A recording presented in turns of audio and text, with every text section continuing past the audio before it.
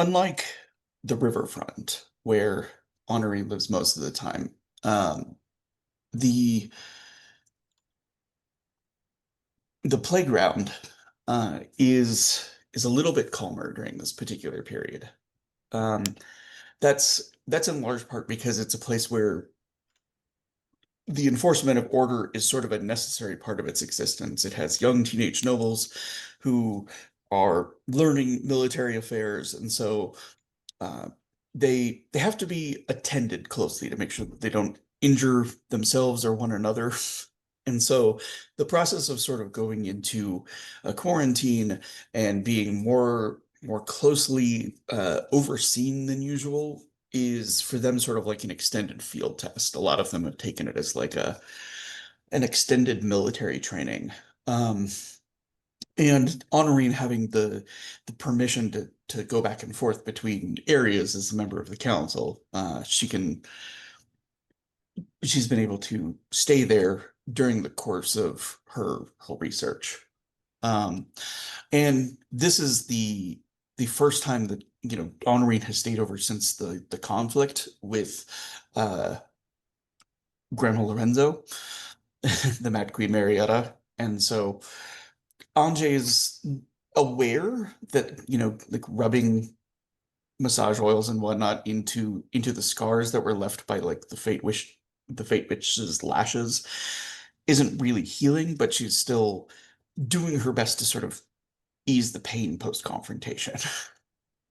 Um, and the I think the reason that Honoring never got the message about the dragon and that meeting was because she'd been detained by Anjay, and the various couriers around the city didn't know where to go looking for her. They left messages with the Size to Size family, but like nobody knows to look for her here.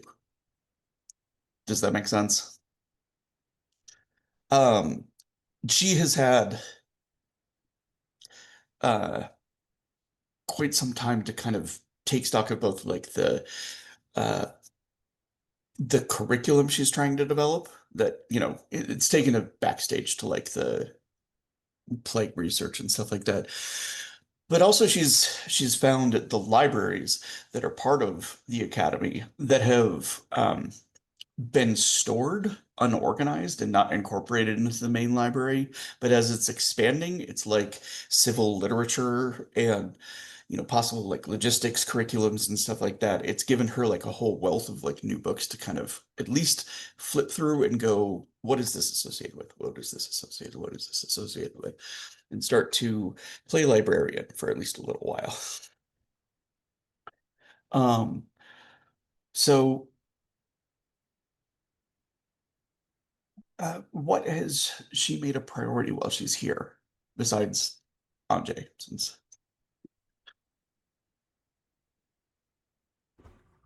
My first question is so fate lashes, how do they, I guess I don't have a good idea of like how they work as the functional part of a wound. Like, do they hurt?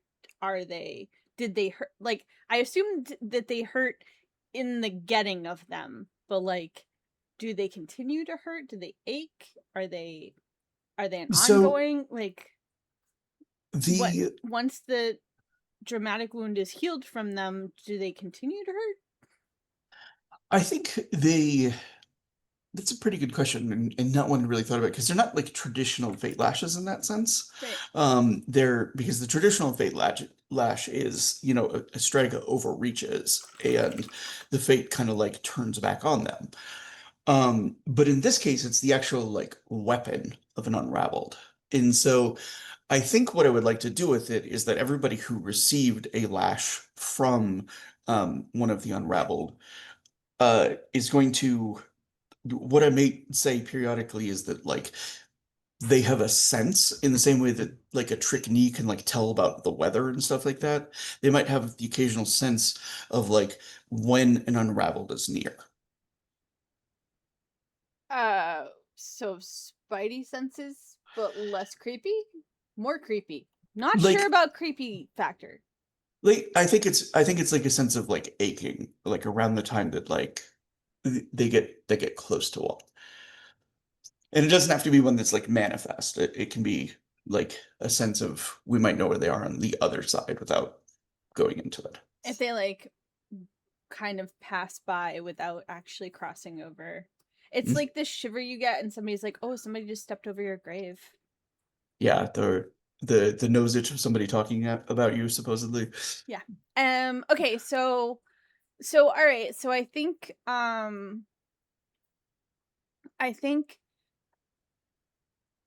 honoring is largely focused on I'm trying to remember back. We had just had the thing with Hans, um, and missed out on the dragon thing. So uh, the chief concern for her, would be plague remedies, how to go about um improving things in the city, and also if she finds any kind of mention of like she's keeping an eye out for what happens when you cross Porte with Sorte, I believe is the name of the Strega magic.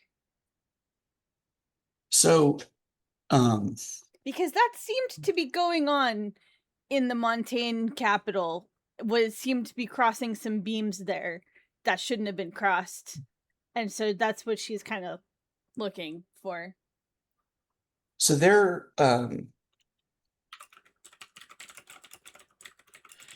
one of the suitors that Honorine was introduced to, that like things didn't really kind of like go anywhere, um, was a master Porte sorcerer, um, who was born blind. Um, and so he had the advantage of he was incapable of looking inside of a Porte gate. So he would he uh it was like a very kind of short, like they only had like one or two dates, and I don't think Honorine like felt like they had much in common. He was wholly obsessed with the creatures on the other side of the Porte gate, and he would go through and he would just sit inside of there and he'd talk to them for hours and then come back out. Um, Okay. And they and didn't have much to talk about, because that sounds like much to talk about actually. well, okay, like they were he was an interesting person for her to converse with, you know what I'm saying? But he was not going to be a good match for the family, was basically what it came down to. Okay. Um, Fun. and uh he was not like terribly social either. He was like kind of very abrupt. The company that he kept most of the time was whatever those things were. And uh by comparison, um the uh Musketeer was just a lot more charming and dashing and interesting. But she does remember that like in talking to him, he described that like the voices that were on the other side, like once he was like, yeah, I know you're not my mother. I know you're not my and by the way, you can tell me anything you want, but I can't open my eyes, so we can just forget this like farce, right? Um, and he came to identify that there were distinct individuals that could take any voice and they could sort of like absorb memories and use them, but that they were individuals actively trying to manipulate him into some kind of mistake, right? But it was a mistake that he could make, and he was doing his best to sort of like maybe not befriend them, but at least as learn as much as he could about them. Um, and the connection to that with Sorte is uh one of the reasons that they had like pulled away from like them as a match was because they didn't want to have a half blood or potentially like a twice blood. There are there is no melding of magics. Like, you don't get the ability to sort of like combine the two styles into something new. Twice Bloods have limited capacity for both. And those bloodlines sound, or those bloodlines remain distinct. Does that make sense?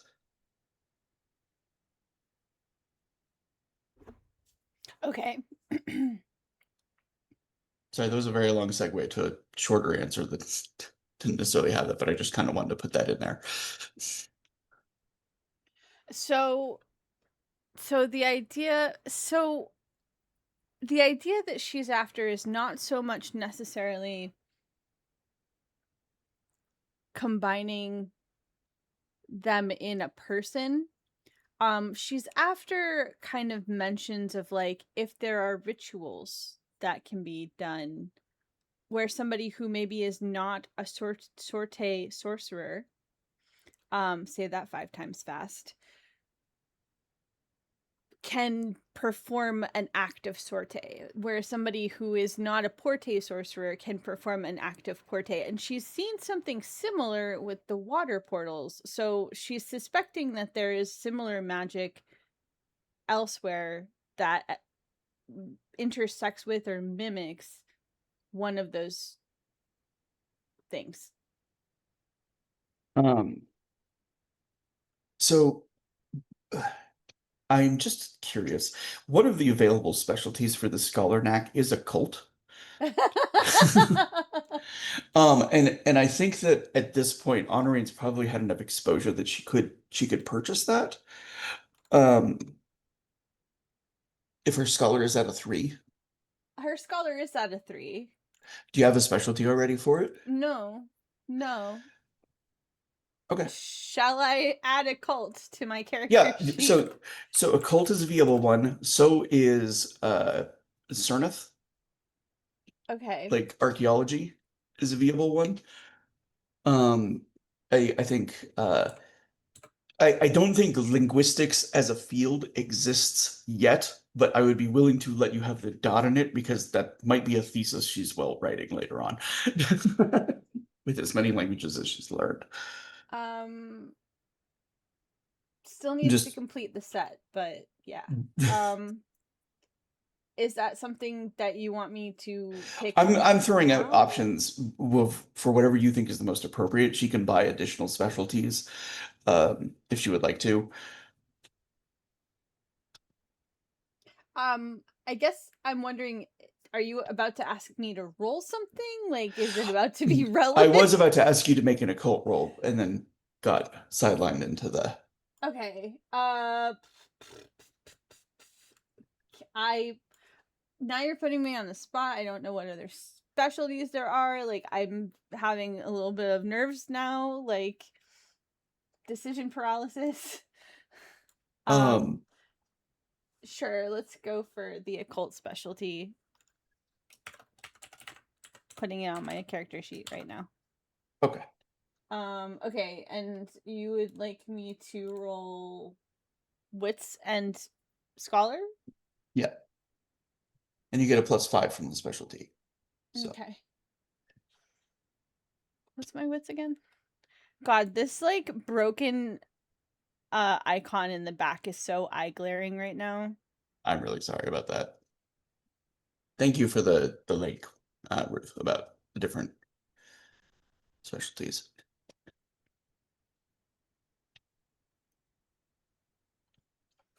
Okay, what are we doing? Scholar is okay, so that's 8. Keep 5. Mhm. Oh, 39. okay. What? So the question she's asking specifically is about like magic that predates Forte and Sorte, or about rituals that exist in regards to different magics. She's not so much focused on the history, although that is a fascinating subject that she would like to dive into at a later time. Um which is all of the subjects, honestly. but in this particular case, she's looking for something, anything that sounds similar to what happened in Charus. Like if it was if it was a ritual, or if there's any inkling of like pulling down power from both sources somehow, or something like that. Um, the okay, and she got a 39. Is that including the +5? Yes. Okay. Um,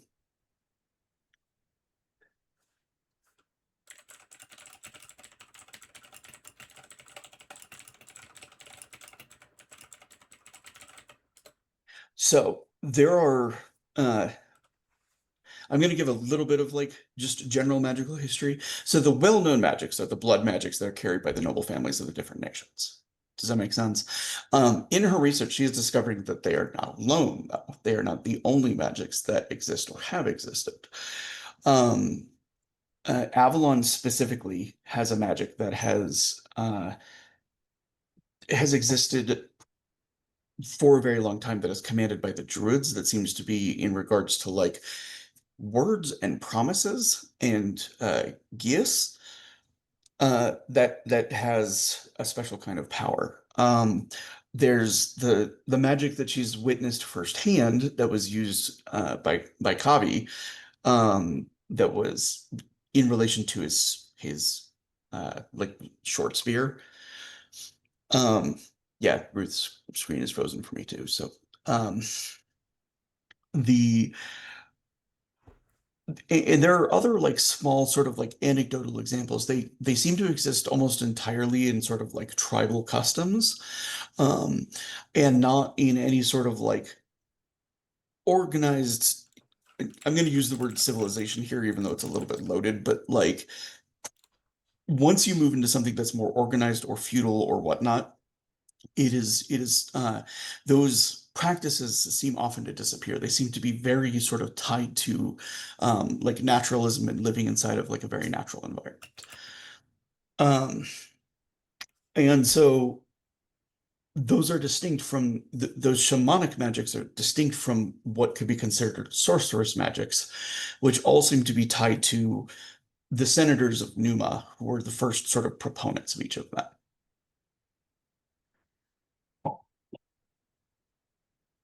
Would you call it shamanic magic? Shamanic, Shamanic? Shamanic? yeah. Um, as far as rituals go, most of the shamanic magic deals entirely in ritual. Most of the sorceress magic, like, does not. However, there are a few exceptions. Porte magic has been able to create permanent porte gates, and Sorte is capable of doing like card readings that have lasting magical effects.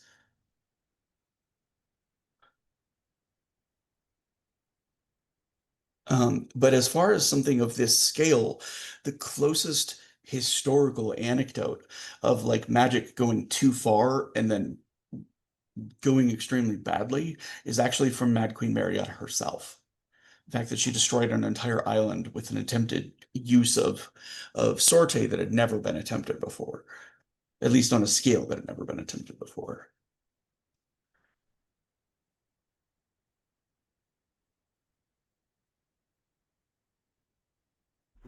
Okay. Um so so it's possible that, and maybe even probable, that the princess didn't survive her attempt, that the the sheer it wasn't quite destruction of the palace in Charus, because the building still stands, but it killed a lot of people, didn't it? And from what limited reports she's heard since then, is continuing to kill people. Is the castle like haunted by bloody mirrors, basically? Like, is that what I'm hearing? What is known is that there like it seems wild to us, the idea that like, there's like a mob that's like taken city and has like been looting it for months, but basically that's what's been happening. The Right. nobles had so much accumulated wealth in Charus that when the peasants like broke down the walls, like for one, they've been using the food and whatnot that's been stored away to like survive the winter. The most of the nobles who had Porte escaped, most of those who did not, probably not still living. I'm talking about like the specific like the outpouring of like blood from the mirrors and everything. Like so presumably the people who are dying who are nobles who didn't make it out are dying from the mob. Like it's not the actual magic that's killing people, right? That's presumable, but the thing is like there are wild stories coming out of the city. Like stories that of like blood monsters of all kind, of like things that are like stalking the city at night. Uh, there are wild stories of monsters and monstrosities ongoing that are feasting upon the people that are still in Shrews. But there's not a lot of credible sourcing on that. Does that make sense? And it is exactly the kind of story that grows in the retelling, and is like given the monstrosity that the Montaigne people viewed the nobility with, like these kind of tales being exaggerated isn't unheard of. Okay, so we turn instead to the problem that's in front of us then. And uh also trying to keep an eye out for information, especially from Crescent sources, on how to treat or prevent the plague. And not just the white plague, but like anything that, because with any plague, usually some things that are, I forget the word, usually things are coming in that are taking advantage of the situation, like diseases are taking advantage of like the pandemonium. So opportunistic. She's looking for not only how to treat the plague itself, but she's also looking for any mention of how to help minimize opportunistic infection and casualties. Um, so the uh, the overall thing that she's finding is that the biggest danger in in the ongoing situation right now is like what's happening in despair, in the number of people that are out there in tents without good supplies of food and warmth, that is somewhat being mitigated by the various choices that the city has made in regards to trying to like take better care of the people in despair. But they're still the largest at-risk population and the one that is most likely to like spread infection because it encircles the city. And nothing is being done to quarantine them from each other. Um, and there's not anything that they can do about that. Um, they have done as much as they can to like bring people in, bring them into houses, stuff like that. And all of this research and everything like that is sort of punctuated by, I don't know if you heard last time when I was talking about like the candles that have been set up houses. Yeah. Um, Honorine can feel when a candle goes out if it's within her range. She doesn't have to roll for it. She can feel when a candle is snubbed. And there's something sort of, like if a fireplace gets put out, she can feel that too, but it doesn't like mean anything. But like the first time she sees somebody kind of like putting a cup over a candle to extinguish the candle flame, and she feels that same candle flame like die, it means that every time she can feel it through a wall later, there's a natural association of like what that means. And she is feeling slow kind of like ticks of like a candle here, candle there, candle here, that provides a constant sort of not noise, but a background sensation as she's doing her research. Yeah, I think the first time that she saw the candles in the windows, she was just sort of like, oh, that's a nice way to keep the city. She almost associated it with like the winter festival, like Hmm. how all of that was lit up. And I think she probably, the first time she saw someone just snuff like one candle, she sort of was like, oh, that's a little weird. Like, and whoever she was with, who I'm not sure if it would have been Anjay or like Rosa, or she's spent a lot of time with her sister lately. So I don't know if Rosa would have been the one to explain to her what that meant, or if it would have fallen to Anjay or somebody else. If you remember, Rosa was sick, so she wouldn't have been able to explain it.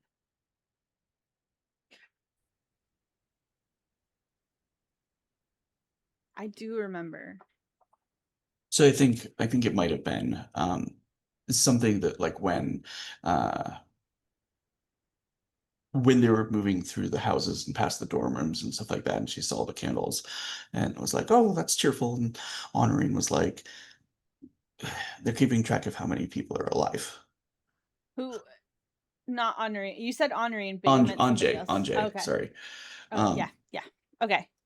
Yeah. And she kind of points to like each of the dorm rooms, each of the dorm windows, where there's like two candles in most of the dorm rooms.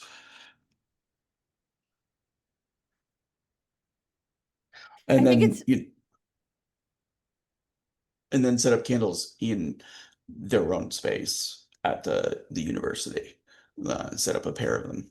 I think it's very poignant for her because she has had a section of time where she has been just barely starting to build a school. Like they're just starting to have a women's school there and just starting to open up lessons a little bit to young women as well as young men in that school is something that I remember being mentioned. Mhm. And so I think she's become particularly attached to this idea of like developing this school for young people. And every time one of her students that she's started to try to teach and get to know, even if she hasn't spent very much time doing that yet, I think it feels personally like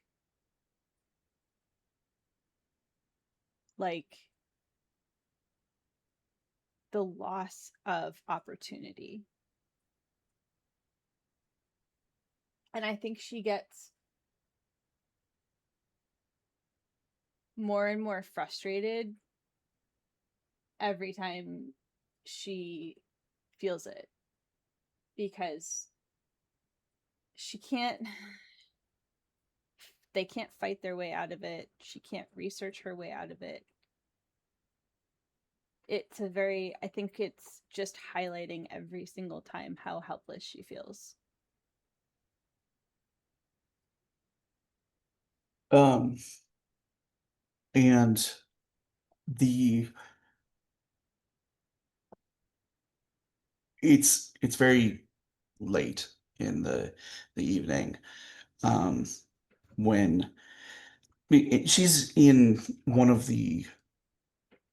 uh one of like the study areas. It's like designated for students. It's like this would normally be bustling. Students would be like going through military history or prepping for exercises or something like that, tests that are approaching. And instead, like all of the rooms that are classes or anything kind of group oriented have all been closed down.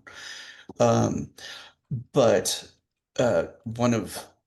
one of the students who had identified themselves as having the white plague as a child and is kind of like now serving as like an assistant to the administration and a runner and stuff like that. He comes in and he sets down a a small like spyglass. Um, he says, honoring size to size. He says, Yes. I was told to deliver this to you. Um, Is it like, are we looking at like a ship spike? Like, yeah, yeah, okay. like a little personal one. And then, or sorry, not a ship spyglass, like a reading glass more, like one that you would, Like a like the monocle? little pairs of glasses on a stick Oh, that you oh would okay. like, yeah. Um, so, and like a few minutes after it's been there, um, there's and a portal gate opens and Jamae steps through. Is it like it's got to be a pair of like super ornate, beautiful opera glasses, honestly. No, because the opera glasses are really designed for distance. This is designed for like close reading, Oh, okay. right? But it is very ornate. It's just like the scale is a little bit different, but it is. I think the idea is the same one. So Is there ever any like for somebody who's grown up around a Porte sorceress, is there ever any like warning when someone's about to like drop in, like before they have? there's a sound So that I think Honorine would just very quickly just be like, "Oh, it's one of those," and like take it off the table and just wait. yeah, it is very much a sound, sort of like a knife going through skin. A wet sound, I think, is how you described it Yeah. before. And then a tearing sound as it opens. And Jamae appears. Good that you're feeling better. She says, "We've had couriers looking for you." Been here. She smiles. She says, "I did not want to provide them too much information about your relationship to a professor here." Well, one of the couriers did find me, and she holds up the glasses and she like offers them back. Yeah, and she takes it back. And she says, "The others have gone to the Explorer Society to answer the call of some artifact. And I, everyone's looking for you now." That sounds exciting. So everybody who's got their sentence ready, as far as what we're kind of doing a flash over of like everything Honorine is bombarded with information wise as things are explained. Yeah, she's Um, going to. Is there any like? Do they meet her back at the bear house, or does she just? Is it straight to the Explorers Society, and now they're standing next to an no, they're egg they're at the bear house, and then the egg has actually been moved into the bear house's costume area. Um, and below the uh, costume area, right? Because it was we weren't trusting it going up the stairs, if I remember correctly. no, the upstairs area is like the overall media. The costume area is like downstairs. It's on the ground level. It's just like the house that's been converted to props and costumes and stuff like that. Okay. Um, so yeah, she's suddenly next to like a very large looking dragon egg, which already has some like opera swords like leaning against it. There's no shows going on at the moment, you know what I'm saying? But there was a lot of space that needed to be moved to make this thing available. Right. And then we are, you know, kind of cutting to everybody like filling her in on what she missed. So Yeah, I think Honorine shows up at the bear house like just as they've like finished shoving the egg like into place. And so she shows up and she walks in and she's like she has not slept. She probably is smeared in ink, like she's not dressed up. She's like in not exactly house clothes, but she's like in clothes that she doesn't mind getting ink all over, which is still slightly fancier than like anyone else in the room. And so I think she's like got like the dark circles. She's got like the look of someone who's like perhaps spent the last however long squinting in candlelight over tomes and whatnot. And she's just like, she ends up like coming in and looking around and kind of like looking at everyone's faces like, what's the doom this time? I just posted the order in the Zoom chat for. And she looks directly at Len when she says, what's the doom this time? We're going back to Valhalla. I don't think I went to Valhalla in the first place. You did. You did. Was I there? You Okay. were there. And we're going back. Good news, we know how to kill Ruin. Bad news, it is going to be very difficult. I'm listening. Rosa? Ruin Runa's planning on taking the runes by herself, including Ruin. If it's necessary. Yeah, so there's this giant ocean dragon boat thing, and we have to bring all of the runes back to it, and that will fix everything. Hurrah! That is what we have found. So, to summarize, we are potentially getting the runes onto the Revenge to try to bring them to the ship. I changed my sentence a bit because it was kind of the rune people. yes. I don't know what Runa Juliet combination is happening right now, but it's got to stop. We're all probably gonna die. All right. I'm going to drop the curtain there so as to like move us into introductions and everything. And then we'll probably pick up right from where we were. This is going to be a episode of sort of like getting some time to do things, make plans, continue with, but there's also going to be some rolling as the disease starts to take its toll. So okay, so thank you everyone and welcome to the Shadow of the Wachtturm. Our producer tonight is one of the moderators of Dirty 20 Gaming, the delightful and compassionate Gloriosa. Our lore master for the series is the beautiful and benevolent Syndra. Before we get started, I wanted to give a content warning. While the Spirit of Seven Seas is swashbuckling adventure and shadowy intrigue, the story will deal with mature themes, including death, loss, suicide, and grief. Eisen, our setting, is recovering from a 30-year civil war over religious differences. It may get dark sometime, and there's no shame in bowing out if it's not a place your head can go at the moment. So without further ado, I'm going to have our savvy swashbucklers introduce themselves. Hello, everybody. But I was going to say, do starting I with let you Honorine. finish? Do I just sit here? Do I wait? Starting with Honorine. I'm Blaze of Gloriosa, better known around here as Glory. I produce on this channel 2 nights a week on alternate Wednesdays, including the one coming up for our Mass the New Generation game, Oracle Force, on Thursdays for our City of Mist campaign, Deviant Paradox. You can catch me in front of the camera 1 night a week on Tuesdays on my own channel, streaming Grounded currently, ? I don't know, I've been off for the last 2 weeks because I haven't been feeling well, so we'll figure out what I'm streaming on Tuesday. Probably right before I go live. Tonight you can catch me as Honorine. Wow, I missed a lot. Cease to cease. I didn't actually write anything from last session because I wasn't here last session. Yeah, she's the group's person who studies things right now. I'm gonna hot potato it over to Sarah. You're muted. I knew it was gonna be me. Y'all, my name is Sarah. I go by Sans on the Discord. I am on this channel a lot, 5.5 nights a week. Are we still doing the specialized ones, or should we do our regular ones? Since we didn't actually map it out beforehand, go ahead and do your regular ones.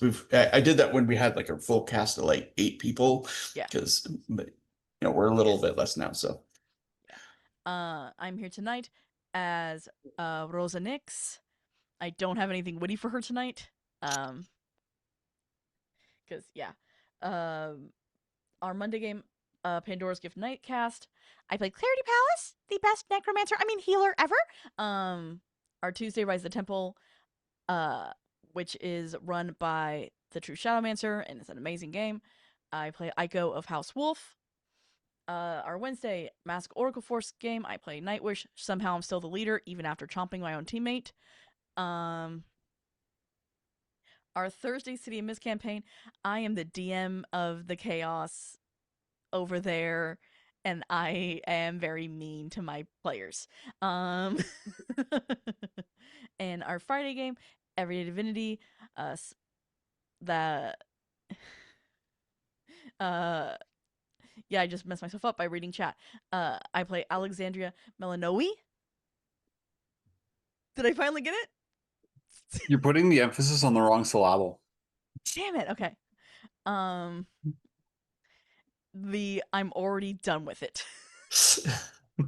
Other than that, you can find me working on Tango Productions with Discard Adventurer and Round Paper Fox for stuff and things that'll come out eventually. Let's give it over to Leg Day Hans. Whoa! Hey everybody, I'm Rory, also known as Hans, tonight only. I'm here not as much as most of the other cast members, with a couple exceptions, but you can catch me four in a row this week. Here Sundays, of course, as Hans Reifenstahl, everyone's favorite sprinting, slashing soldier boy. You. Tomorrow, Monday, in the Pandora's Gift Nightcast as the very small rogue Esther Valus. On Tuesdays, Rise of the Temple, sick-ass game. I play kick-ass cat monk named Ashik. And on Wednesday, Oracle Force, I'm very excited because we've just been having crazy sessions so far. Catch up on all the shenanigans we do. I play Graviton. Angsty Space Envy. So there's that. I've got my hands full and empty with personal projects. So Head full, hands empty. yeah, that's a more accurate way of putting it. So there's nothing really cool to talk about right now. Hot potato over to the person who shares this mic, Ruth. Hi, I'm Ruth. You found me. I am here on Monday in the Pandora's Gift Suncast as Xenon Al-Qaeda's Cleric of Nyx. Tuesdays in Rise of the Temple as the other kick-ass cat monk.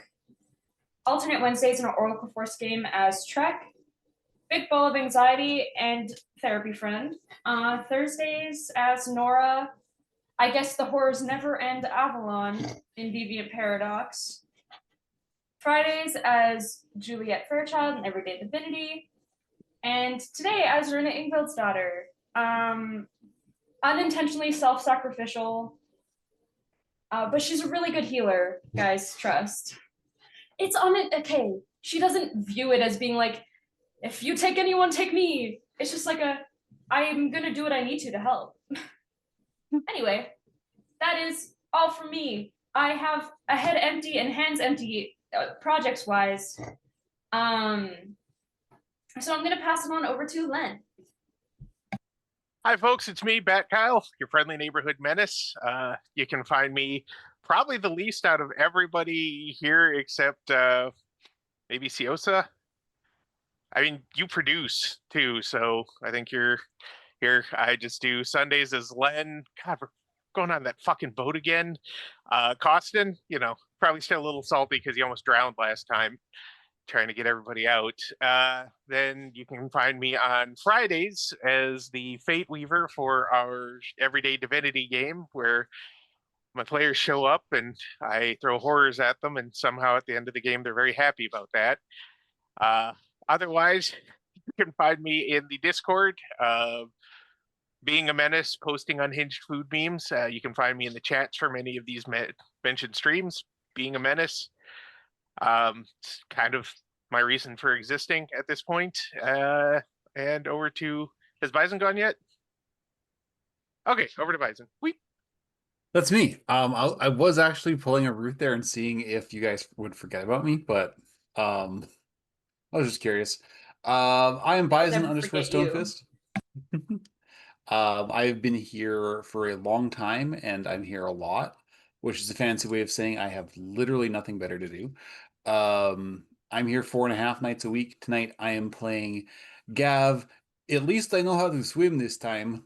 The Grin. Our sewer surf and suplex machine and back alley Batman. On Mondays,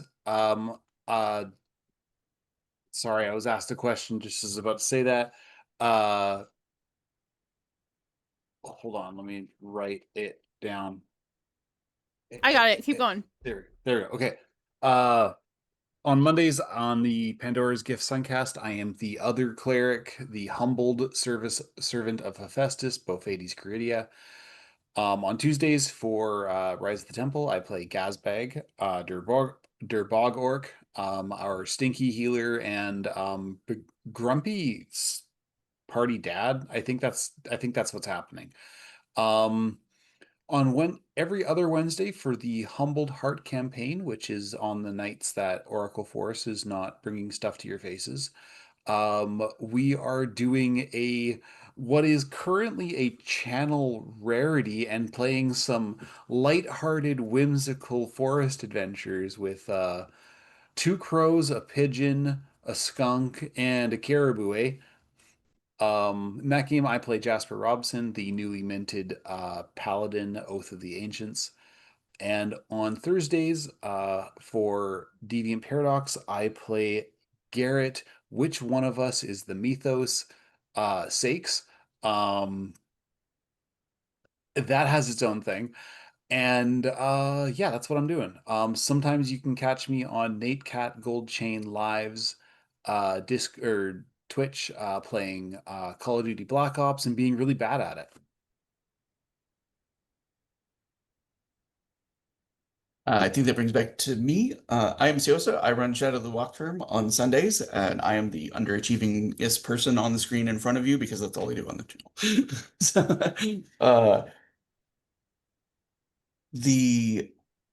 I have to work during the week. It makes me very sad because there's a lot of games I would love to jump into. But anyway, I am going to read us in. In the ancient days of Numa, the great storyteller and philosopher Sarah's the Wider Sir once noted that an adventure can only begin in one of 3 ways: by death, by slur, or by letter. To begin without one of these incitements is folly, tobacco best described as indiscretion, dalliance, and escapade. But fear not, we begin tonight, properly girded, with a death, the most inescapable of the 3, and thus the most powerful. And the deaths are something that Honorine is sort of continually noticing. Like, it's not every hour, it's not every minute, but like during the course of conversations and whatnot, she can feel those little candlelights extinguish. And they were something that her senses like probably noticed and was never really attuned to before it had the meaning that it does now. But as she's kind of like being caught up on everything, she feels another one go out. And she feels another death take somebody in the city. And she can tell how close those are too, because she can Yeah, tell how close it is in her range. Yeah. Yeah. And so her range, I think, is I was just looking it up earlier. Wild at this point. Yeah. What is her range knack at? 5. Okay. That's a lot. It is a lot. That's a lot. So the way that the El Fuego Adentro is written is that there's a range that you can effectively use your abilities, which is defined by that ability, which is 200 feet, which is not like if you were feeling a death of somebody within every 200 feet of you, that would be very concerning. But I'm going to presume for story purposes that her ability to sense flames goes further than that. Does that make sense? And that she can more or less feel the district that she's occupying at the time. Yeah. In the way of like distant flames. She can't necessarily affect anything that's outside of like the 200-foot range. But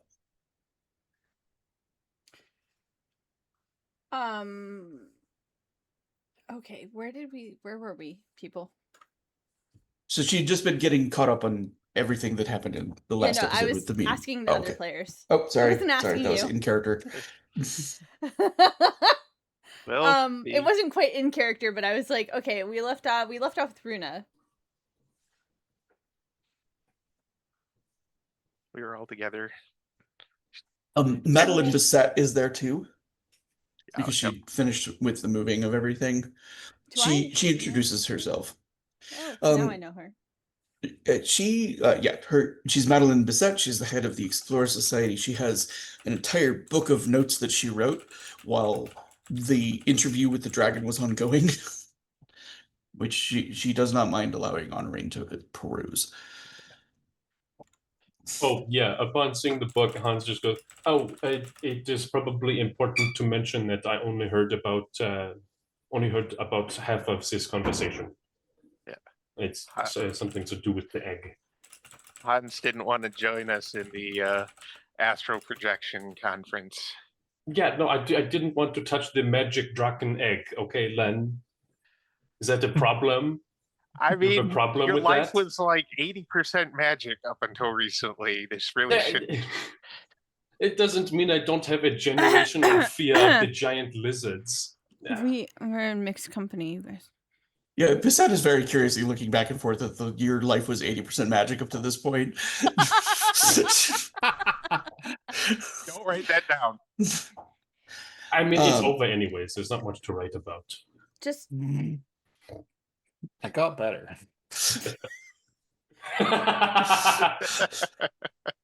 so there was that it has something to do with this thing, the Yes. stone thing that you brought into. She's stroking the egg as she asks.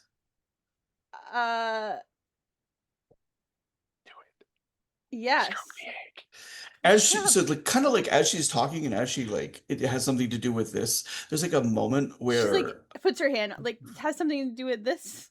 yeah, and there's like a moment where like the costume room fades and she's abruptly standing on like a massive stone table that's laid out with like the squares of like the squares is the chess of the world. There's a squares board. Fully half the pieces are like toppled over, and there is a full-scale dragon sleeping like over several of them. Like just on its back, dozing, paws in the air, a tail flicking occasionally as it sleeps. And every single piece except for one has been like knocked over.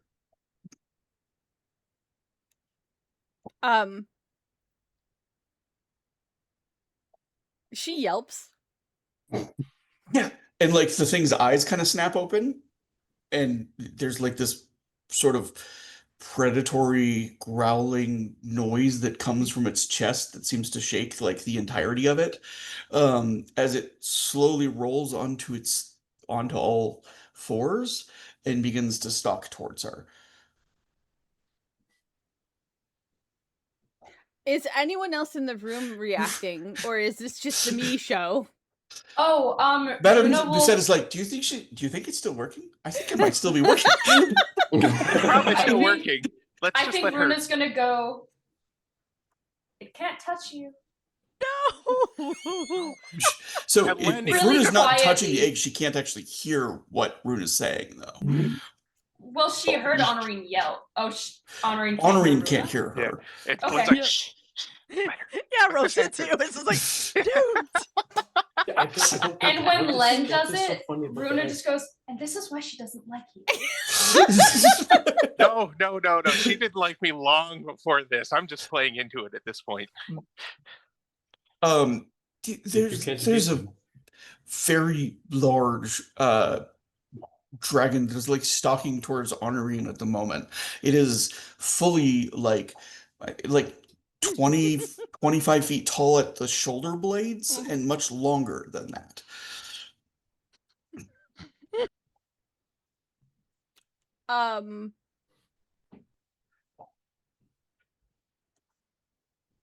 Honorine is definitely like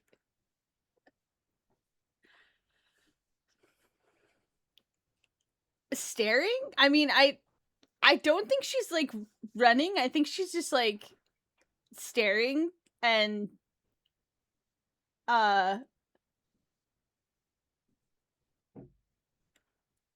not like it feels like a fever dream, and so she's kind of like there's no possible way. And the Draken like gets closer and closer. There is a momentary sort of like butt wiggle as it hunkers down. And then fully launches itself at Honorine. Like mouth open, trying to bite her in a single, like, does she have any reaction? Is she like fire, scream, let go? Yeah, 100% there's like a scream, like flinch, like definite definite flame in the hand. Like there's a whole reaction. Okay, is there a flame in the hand, or is there like a whoosh of flame towards the thing?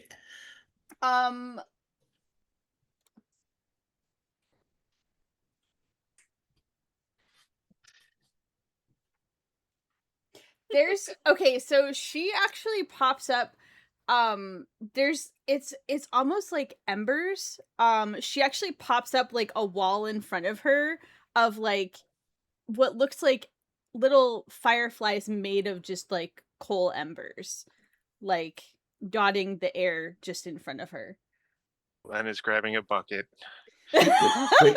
You did this. Okay, so the Draken kind of like snaps and like she doesn't feel it connect, and then it kind of like pauses and it seems to like cock its head as it's like They have the studying same fire. look on their face right now. Yeah, The it's fuck? like studying like the fireflies, you know what I'm saying? And she sees it like bat at them in the air. I don't know if there's fireflies in the costume room. There now. is. There are absolutely fireflies that are going through some of like the paper mache props and that are like traveling through some of the Oh, costumes. Runa's helping in grabbing water. Set pieces are also back here. Things she's built. Rose, through her cackle, is yelling for water. Yep. Like I said, Len just immediately was like, "Oh, yeah, we're gonna need a bucket. Worth it, but we're gonna need buckets." And just Is Okay, anyone so- maybe pulling a hand away? I think it's like Madeline Bissett like grabs a bucket as well and is just sort of like she's definitely like, holy shit, there's fire like turning into fireflies out of her hands, and like her instinct is not to like throw water at the bucket, it's honoring suddenly being drenched with water. And I think after Honorine gets drenched, Runa's just gonna like gently pull her back. Yeah, if that doesn't like naturally cause her hand on the stone to like withdraw. I think probably the flinch like away from the cat like probably mostly broke contact, and then the water is like the last little bit where she's like stumbles back from the egg and she's just like And there are three soaked. people holding buckets around her, but Bissett looks particularly guilty. And All the Amy buckets Montaigne are is empty. like, my apologies, you. You're Yeah. on fire. you said you met problem. Caught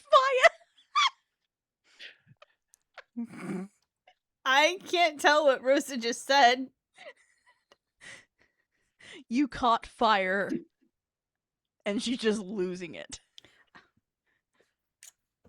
For once, Len isn't the most guilty-looking person in the room, da.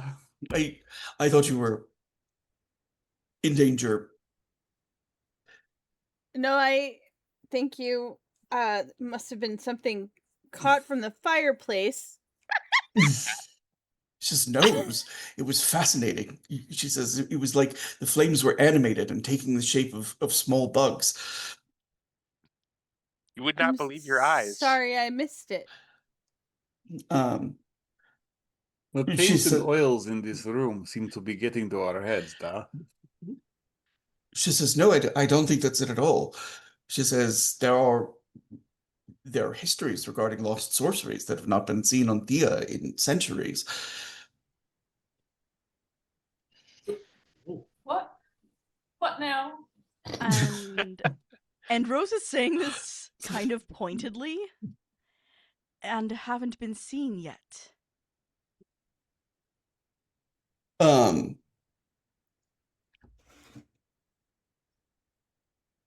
She looks like she understands the insinuation, but it does not change the fascination on her face. Does anyone have a towel? Not a towel's back here. Yeah, let me get one that wasn't already set on fire. Just a moment. Runa That'll- kind of just looks at her and goes, "Props are back here, you know that, right?" It slipped my mind. Don't let that happen. Don't let that happen again. I'm sorry. Yeah, and they Sarah wonder just why I didn't losing want to her touch the shit. egg. He says to no one in particular. What did you say, Hans? I'm sorry, I missed it. Yeah, and they wonder why I did not want to touch the fucking egg. Huh? Just How touch crazy the is egg. that? It's right there. Nothing can hurt you. Just touch the egg. See the. He slaps Len's hand that's pointing at the egg. Well, the egg is going to tear us apart. Can you shut up about the egg now? Trouble. Can we move on from this? The most fascinating of creatures. Unrein's going to pull a drop cloth off of another set piece and toss it over the egg. In between dabbing off a bucket of water. She's also going to say to Madame Bissette in Montaigne, like, thank you for your assistance. Appreciate your quick action, etc. She says, I have extended notes about the meeting. She says, and you're mentioned specifically as an expert in linguistics. She says, which near the end of the meeting seemed like it might become important. Probably. What are you trying to translate? She says, well, from what I understand, part of the process of deruning ruin, which she says like without like I don't have context of like what that means, you know what I'm saying? But she understands that it is the agenda. She says will be the translation of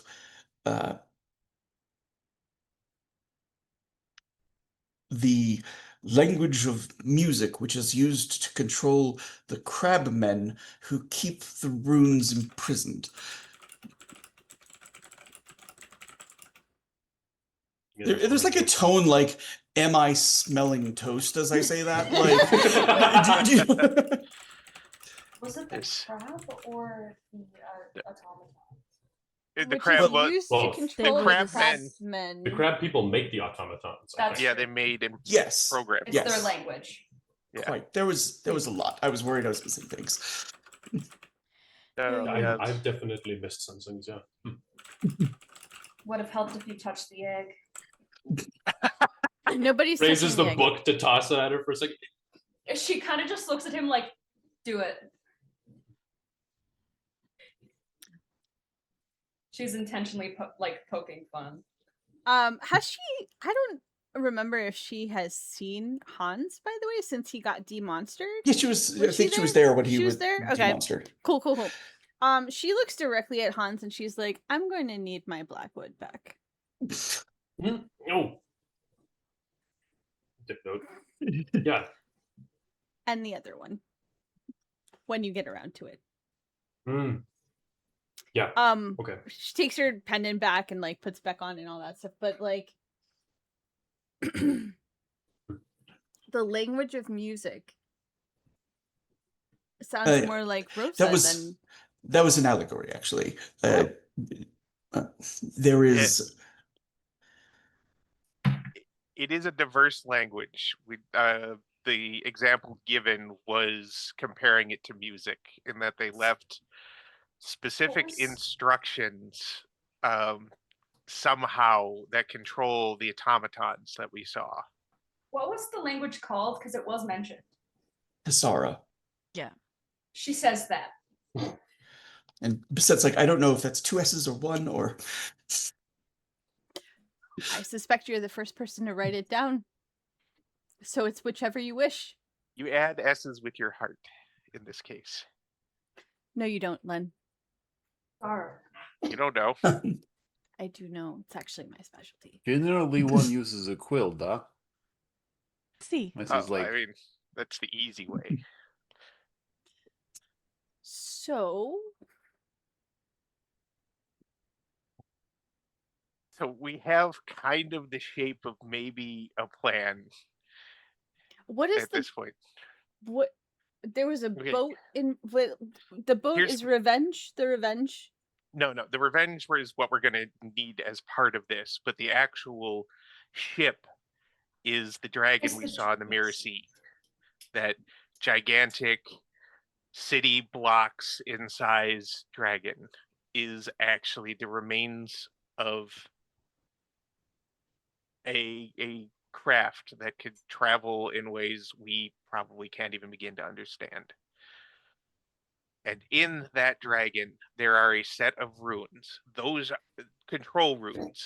They are the building blocks of reality that the precursors brought in that ship.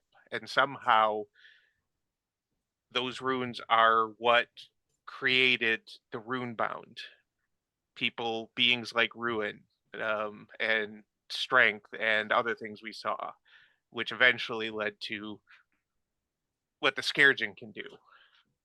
They're tapping into those runes that control or affect the underpinnings of reality. And if we can decouple those runes from inside the ship, we will end their vessels and pull their power back. So we're taking the runes from the ship and bringing them to where? No, we're No, we're taking taking the runes from Valhalla. the embodiment of the runes to the dragon ship via the revenge, hopefully. Because we have to get them into the actual ship itself to decouple them. Oh. And that's how we can end Ruin. Ruin wants to die, we can do that. I think decoupling in this instance meant like the unhitching of a wagon from a horse. Well, what does the ship think about all of this? It's It dead will- right now, Well, as far as not- I know. No, it was not moving. dead. No. No, it's not dead. Ah, It's not just dead. not. It's, It lost a lot of power when the runes were embodied. It lost functionality, and this will return that to it. Inactive. I But suppose. mostly it's trapped here. Is Mom still with us? She was there at the, yes, she's there. I think Nisha May kind of brought Honorine to the playhouse and then returned, like, so as, or at least just passed on the message, but like didn't actually accompany her. Does that make sense? So as to minimize the amount of potential contact, given that she's a sorceress in the middle of a sorcerer's family, I imagine Honorine has probably made the point of like, you guys really need to stay locked down. I think Mom's she not a has. sorcerer. I think she has threatened the rest of her family, thoroughly, if they leave the cease to cease compound for any reason. And she has threatened them in very individual ways. Like, I'm going to take your favorite corset and burn it. I'm going to tell your crush exactly what you did on your 3rd birthday. I saw it. I'm going to tell him about it. I think she has just very specifically been like, you will stay put, or I will rain down awful things upon you. How many Safety candles through are black, outside man. in the window of the size to size home? I like that you called it a compound. A dozen. No, it's probably closer to 40. Like, because they've moved to several different townhouses. Like they've basically taken over all of the townhouses that Waldo is like the proprietor of. Waldo's her own personal landlord now. And honestly, the Sice to Sice have begun to treat him more like a steward than a landlord. Yeah. Like, you know, rent is paid to him and stuff like that. Steward's a good thing. Like, it's an extremely prestigious position. It's like the one who's in charge of everything for a household, including the hiring of their servants and like runs all the money. Like, you don't, like, it's the equivalent of like Batman and Alfred. You know what I'm saying? Like, he's paid well. and like definitely And he's like the Sice to Sice would think of him as respected. practically family. Yeah. Anyway. Yeah, that's how many Probably- candles could potentially go out.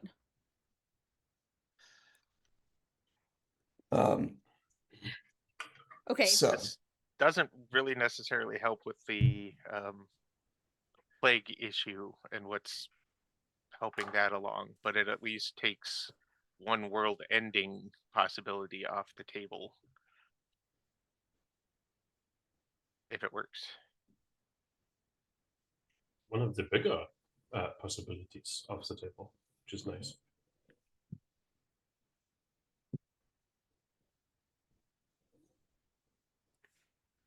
So I'm just curious.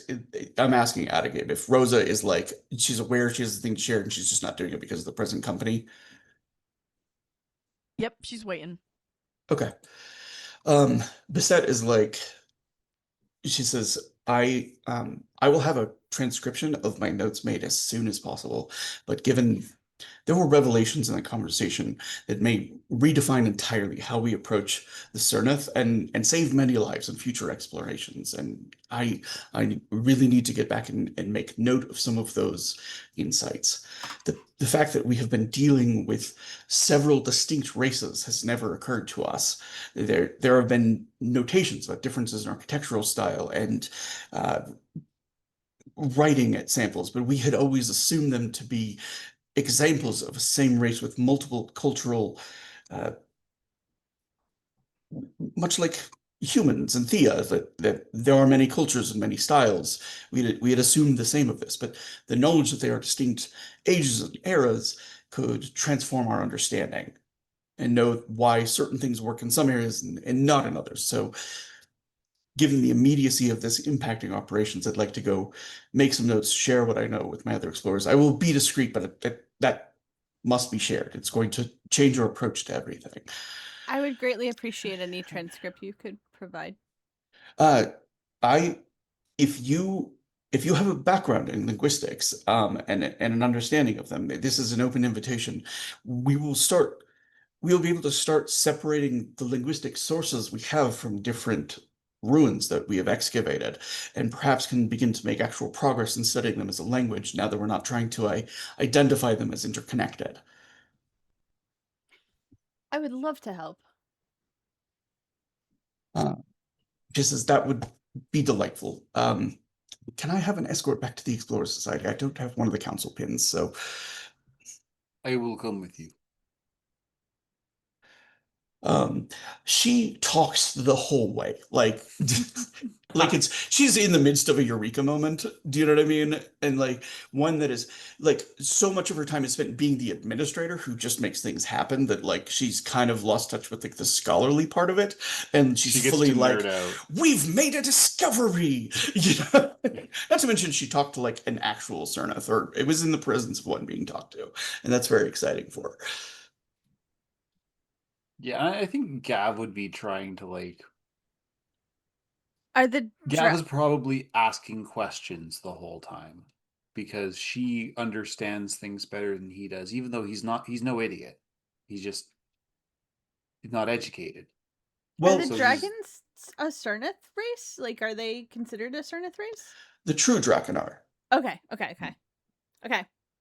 The Bigums. Caught up now. Yeah, for a moment I Um, was like, wait a minute. I remember the dragon and I remember Problem, but I don't remember one of those bug people showing up. Um, y- so one of the things that Gav is quickly getting just from sort of like what she's burbling about is for a long time what they've dealt with is sort of a surplus of information and no good way to categorize it. Does that make sense? And start to like make draw conclusions about it. So like They this clues, is but no. yeah, this is an important step in Context. developing a working theory. Yeah. All right, Rosa, out with it. Because of course Rose is playing with her cards again. You've been uncharacteristically quiet.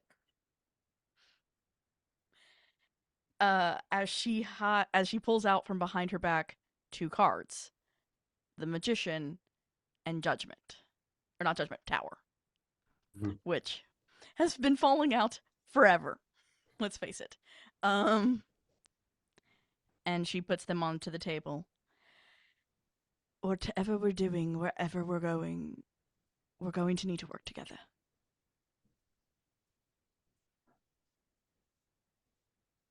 Was that not the plan? These cards mean that whatever this is, yes, it is disruptive, yes, it is chaotic. But it's going to require us to navigate the aftermath. Yeah.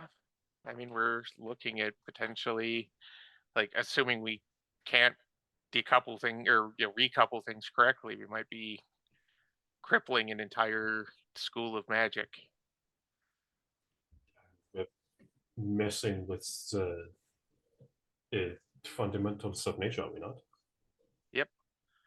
Oh, and we're trying to figure out a way to change the behavior of giant murder golems and moving the absolutely batshit crazy embodiments of ruins. Like I know Wisdom's probably still sane, but too much There's no way wisdom. of knowing that, really. Well, then Yeah. 20. Plenty of sages have gone insane. Yeah. So 20 something physical embodiments of the building blocks of 24. reality. 24.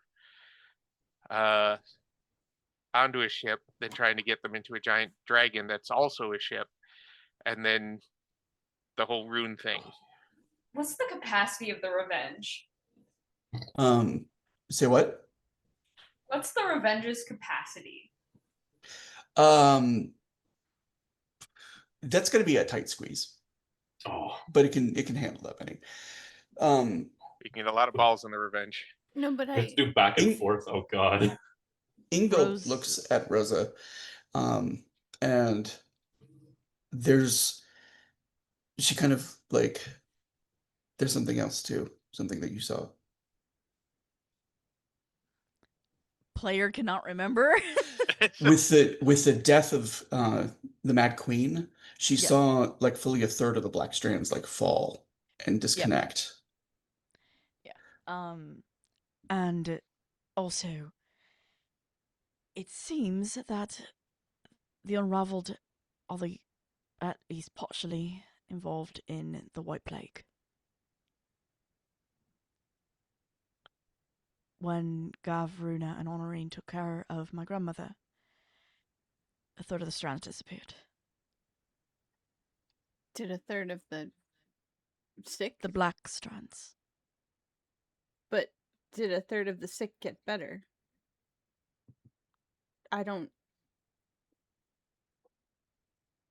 So to Rosa's understanding, like somebody can have a black strand and then the black strands going away isn't like a known thing.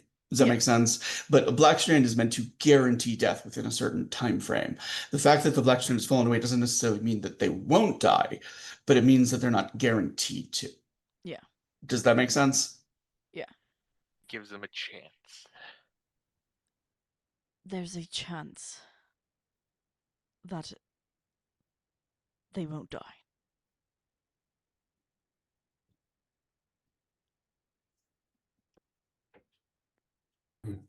On its own, that would seem like it is good news, but you do not seem enthused about this discovery. There are so many unraveled, and I don't know how to bring them into this realm to get rid of them. Gav's not here. I say that sentence again. I'm sorry. There are still so many of the unraveled, and I don't know how we bring them into the physical world to get rid of them. Okay.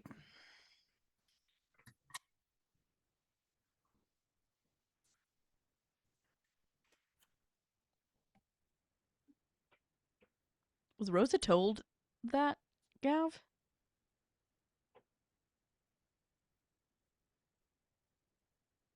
Remember that I'm muted. It was something that Siosa mentioned when it was happening, and Gav's not here to bring it up. But did he it tell happened anyone else as about it? What are you getting at? Because Honorine was about to ask about like, what about if we bait them? So that we might be thinking along. the song that Honorine was singing, the one that was in the book, the Rest in Peace one. It seemed to bring Marietta into real space so that we could beat the shit out of her. Whatever it is some sort of like, I know the video game terms, but I don't know how to word it. Just say the video game terms. Yeah, We're say all the video nerds game here. terms.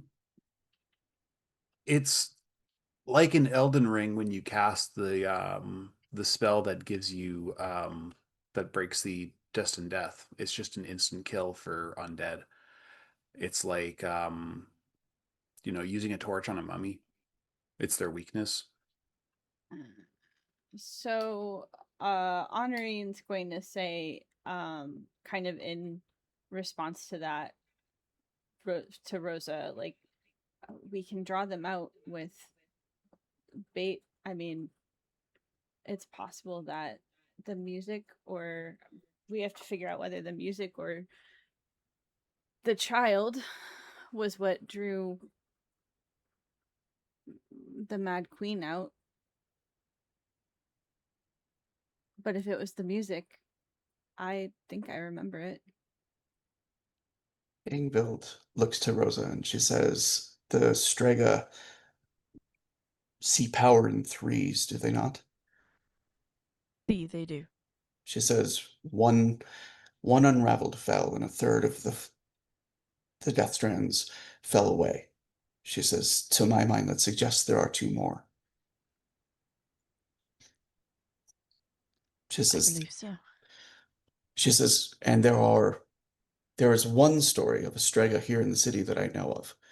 She says, I don't know the story of another, but there is a bridge between the riverfront and the Philosopher's Stone called the Strega's Bridge.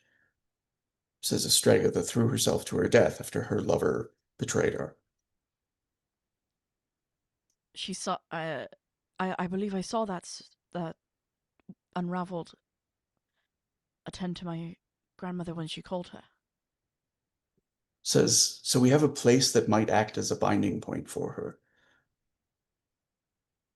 Well, I have to be very ready for the battle this time. It seems like the last one did lasting damage to all of you who were there. Do you want to say more obvious things, or are you done with that?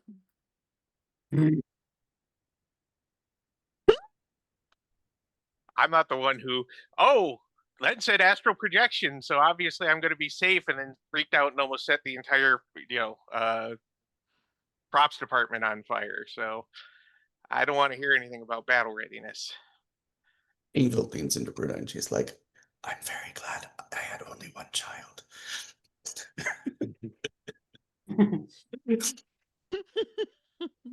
Well, it's basically like you have two anyway. She kind of smiles. She's like, the sibling rivalry is cute though.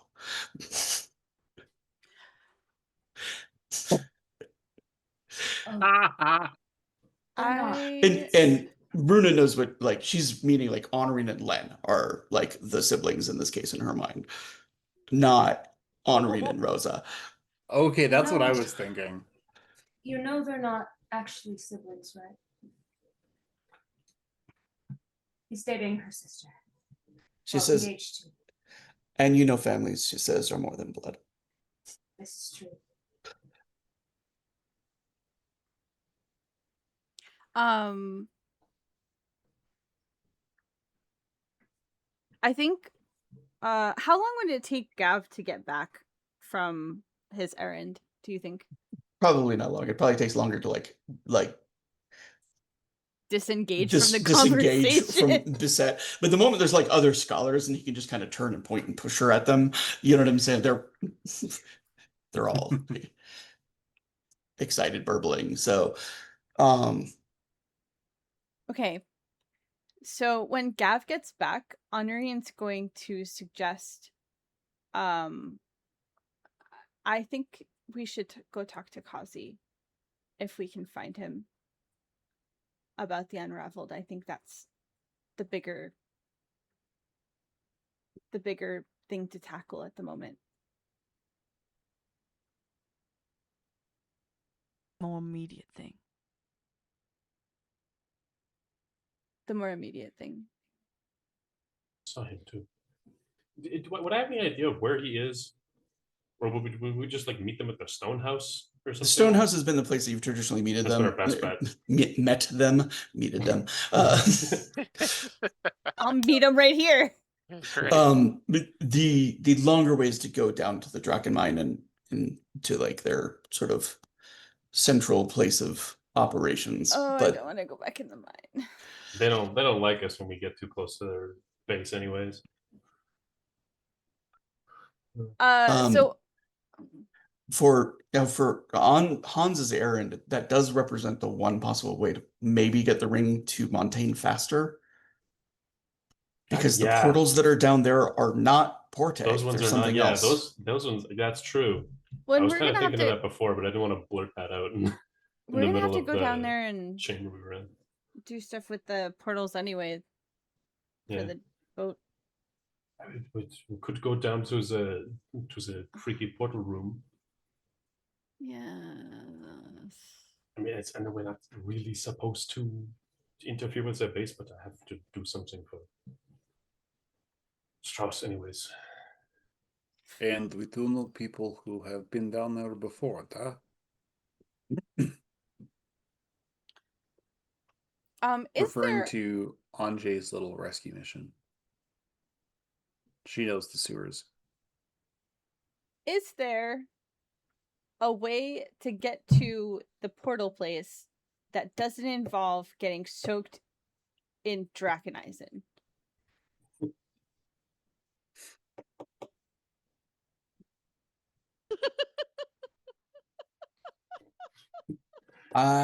So they've been mining it for a little while. So we're actually gonna like cut to it. Who is going to the Drakenisen mine and the down below? Oh, Whoa, we just had What people happened? flip around. Oh, it's the hand raising. What was that? Oh. Hand raising. It's okay. Sue's It just got means that fun Sarah was rules. gabbed for a second. Dun They dun do dun. fireworks? It's Okay. fine. No, never does the fireworks for me. I hate Zoom. Body switch episode. So this as they get to the area, like when they get to the sewer area, there has been a full elevator that's like been installed. And Thank God. it's like a freight elevator that's designed to move like large and heavy loads and stuff like that. And the sound of like movement and workers below. And when they descend down,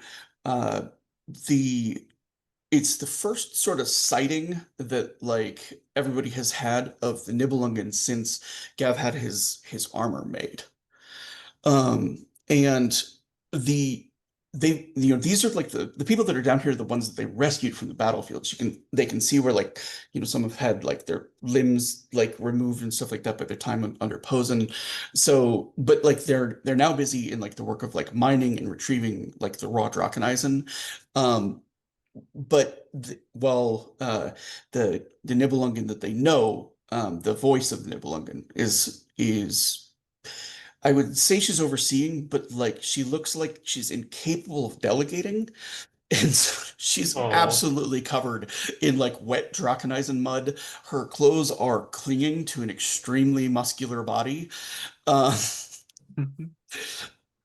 And so If anyone goes to interrupt her, Henri's gonna put a hand on their shoulder and be like, no, just wait a moment. Yeah, like you can absolutely imagine like there is total fan service for like Runa and Honorine happening. Maybe And Rosa she's too. boob height to this woman. As she's like moving shovelfuls of like heavy mud and like muscles are rippling and like sweat is like soaking through. It's like a shift that she's wearing as opposed to like pants and shirt. And there are places that it is like ripped that are not strategic but are definitely revealing. This woman is still played by Gwendolyn Christie. 100%. And she kind of like one of the Nibelungen is like who approaches and puts a hand on her shoulder and then kind of points to like the descending elevator. And she, she moves the shovel up under her shoulder, and after recognizing who's coming down, she waves a hand. She's like, "Did I miss an invitation from the council?" No, but seems like you might get a couple here in the future. She says, I apologize for not being presentable. You're just fine. These working conditions is nothing to apologize for. We Yeah. just need to pass through, really. And nothing to apologize for. Nope. She says, Something. "You're too kind." That's a word for it. We're actually on our way over there. It's like the only non-ogler at the moment. Nods. Something, standing invitation, something. Yeah. Gav's more, in terms of the ogling, he's more admiring her physique, not like her body, but like the work she's done in terms of her It's like, own oh, personal she a fitness. beast. Like, Yeah, it's like I what wonder how kind much of she can lift. what kind of like thigh exercise does she have? Because damn, you like Jim, yeah, like Jim Bro observation. Yeah. And then Runa and Honorine are like, she could crush me. I wonder how much this one benches. And Rose is just appreciating a very beautiful woman. And Yeah. Lynch's just like, huh, I think even Hans could learn something about leg day from her, but all right, we gotta. Wow, he's just shitting on everyone tonight. Jesus Christ. Yeah, I think that was more of an appreciation of the voice than anything else. Yeah. But we're she, just passing through. yeah, like I think for those who've like seen her in full armor and whatnot, like this is probably even more of an appealing image. Honorine collects her few remaining brain cells and nods and says, "Portal." Portal. Portal.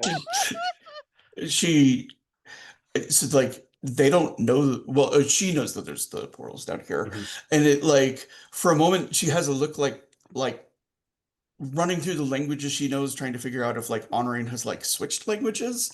You know what I'm saying? And then she sort of like the light bulb goes off. And I she's don't like, know "Oh, what we're calling it if we're not calling it a portal. Like, if we've come up with a code name, I was not clued in. Oh yeah, it's no, the world. no. It's just more that like she's been so concerned about the mine for so long, and just the single like one word explanation. She's just like, "What am I missing? Oh, right. And there has been like a bit of like offense and everything that has been prepared, ostensibly to sort of like make sure none of the Drachen Eisen clay runs into like the waterway, right? But they know that it's actually been built by the voice so as to keep the other Nibelungen that's here from sort of like seeing too much of what's going on with like the ruins and the tunnels and whatnot, to keep them safe from the people that come and go from this area. Yeah. Does that make sense? It's a good precaution to make. Um, Before they go, Runa's just gonna look to her and goes, I'm glad you're doing better. she says, and Because you as last well. time she saw her, she was still injured. Yeah. She says, with everything going on up in the city, we've avoided going topside. We have some food deliveries that are brought from time to time, but Safer that way. she says, please send someone down to let us know when things are a little bit safer. I don't want any of the Nibelungen to be risked up there if we can at all avoid it. Of course. Yeah, they actually probably the most safest done. Yeah. Huh. It is the least we can do. She says, yeah, I would say we're staying until the mine is finished being excavated, but it will be years. Sure. At least, yes. We're working on making it safer. We'll let you know when that eventuality has come. She nods. She says, let me show you. And she kind of like moves over. She's taking full advantage of her height to kind of like hide like a rope that can be used to ascend up into like the tunnel area. And she like pulls it down for everybody and offers a boost to anybody who needs it. Honoring. Well, She doesn't I'm need a seeing boost. She's just gonna ask for one. Honorine and Runa both kind of doing like the elbowing, jostling to be first, sort of. No, No, Runa I was feel talking like- to her. Runa Yeah. was like in the middle of talking to her. She's not gonna nudge Runa out of the way. Also, Yeah. Runa's probably not going to ask for help. Yeah, and she stays close at the time that like Runa's ascending. Do you know what I mean? She watching? Maybe. Yeah, she's watching. Is going to be boosting Rosa. Uh, Just putting that out there. she's going to be, or Len's going to be, Len. or is yes, going- okay. You got clipped Um, off a little bit there, Bat Kyle, is why. Yeah, Oh, Len will be helping Rosa. yeah, and she does kind of like make a note of. She's like, you look, like you've grappled with the illness above. I have. She says, my condolences. When I was very young, I lost a number of family members to it. Thankfully, I had those who could help me survive. Um, Are you a survivor of the White Plague? She says, if I got it, it never advanced very far.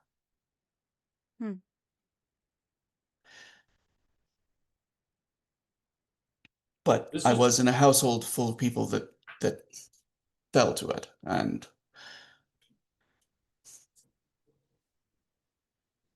Runa is like after she gets up, she's gonna wait to like help people up if they need.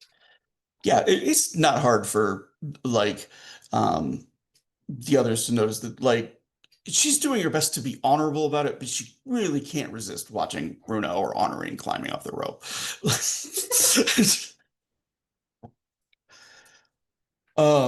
And there's like a very kind of goofy smile on her face as she does, but that she seems to like be unaware of. So Honorine gives her a little wave. and after she's up. she gives probably the most effeminate wave back that she's ever given anyone, and then seems to immediately like sort of second guess having done it. You know what I'm Just a saying? lock in again. Immediately God. blushes. Yeah, just exactly like Len was doing. Like the she's like, well, I'll leave you to it and get back to my work.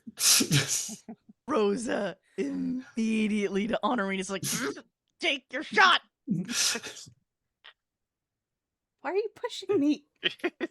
Yeah, but Why are you it's pushing me? Progress done here. I'm very impressed with the work they've done. Stumbles surprised down that- into. I'm surprised Rosa is not immediately like, so how them cup strands? Oh, she would have already had that up. Are you kidding me?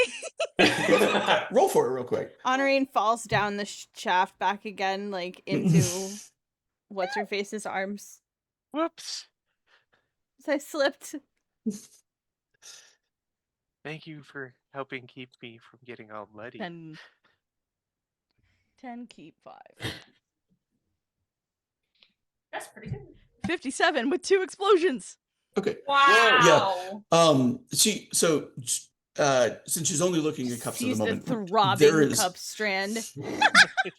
That's a word Yeah, It's not choice. a cup. like Sorry, That's did you certainly say a word throbbing? choice. Yeah, well, one was might even deliberate. say it's engorged. Tumescent. there there is absolutely a cup strand for both Honorine and for Runa. Runa's is stronger because they've had more interactions. But there are definitely like hints of extremely strong affection. Does that make sense? Mhm.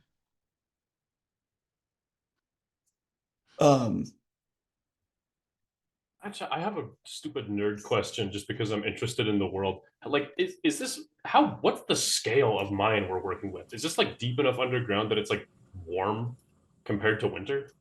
So Or is it like I'm- shallower?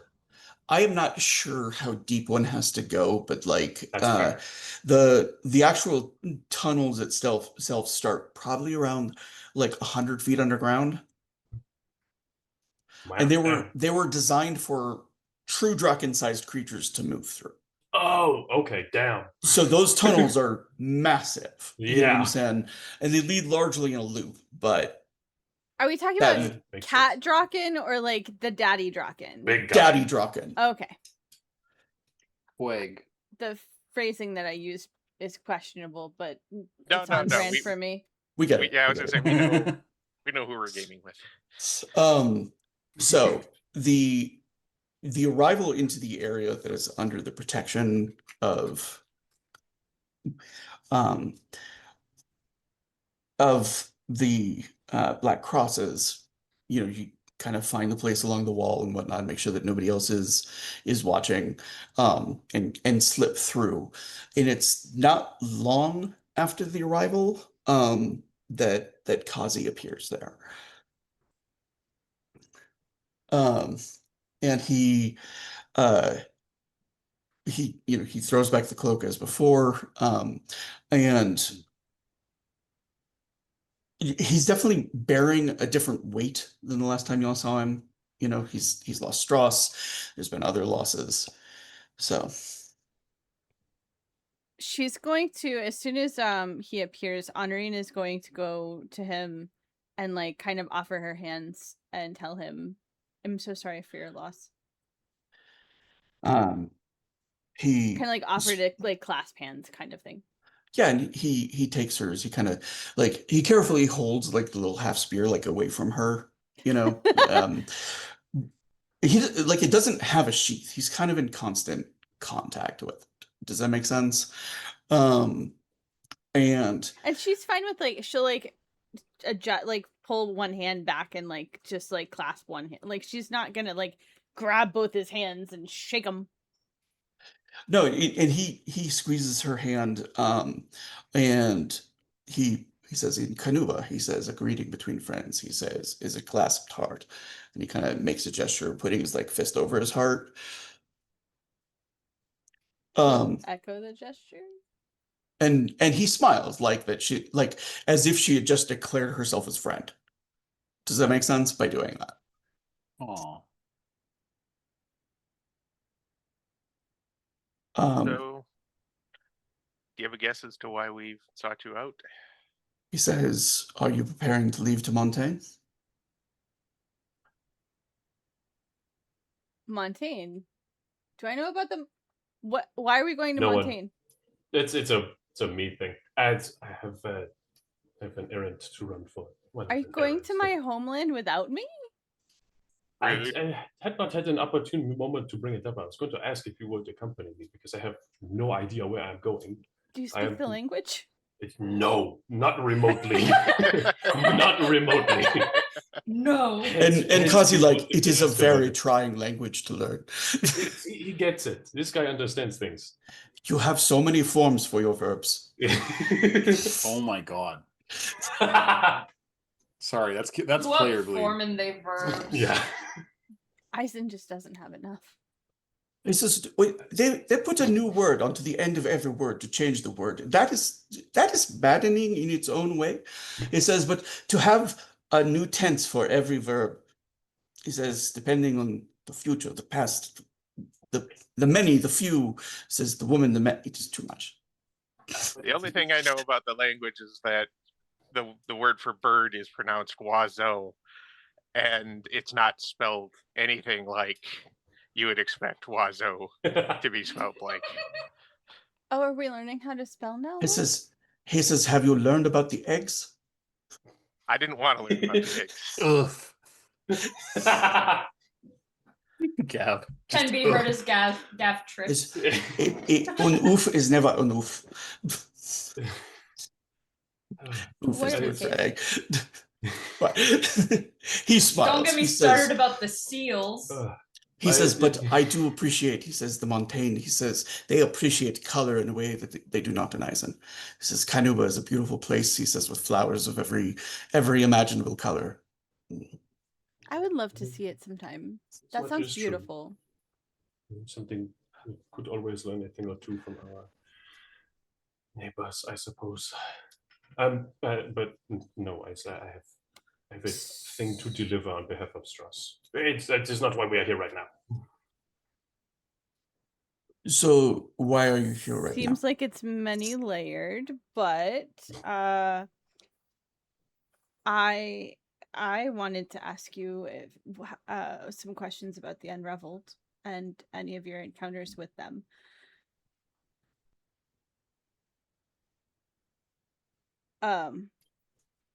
We are thinking that there's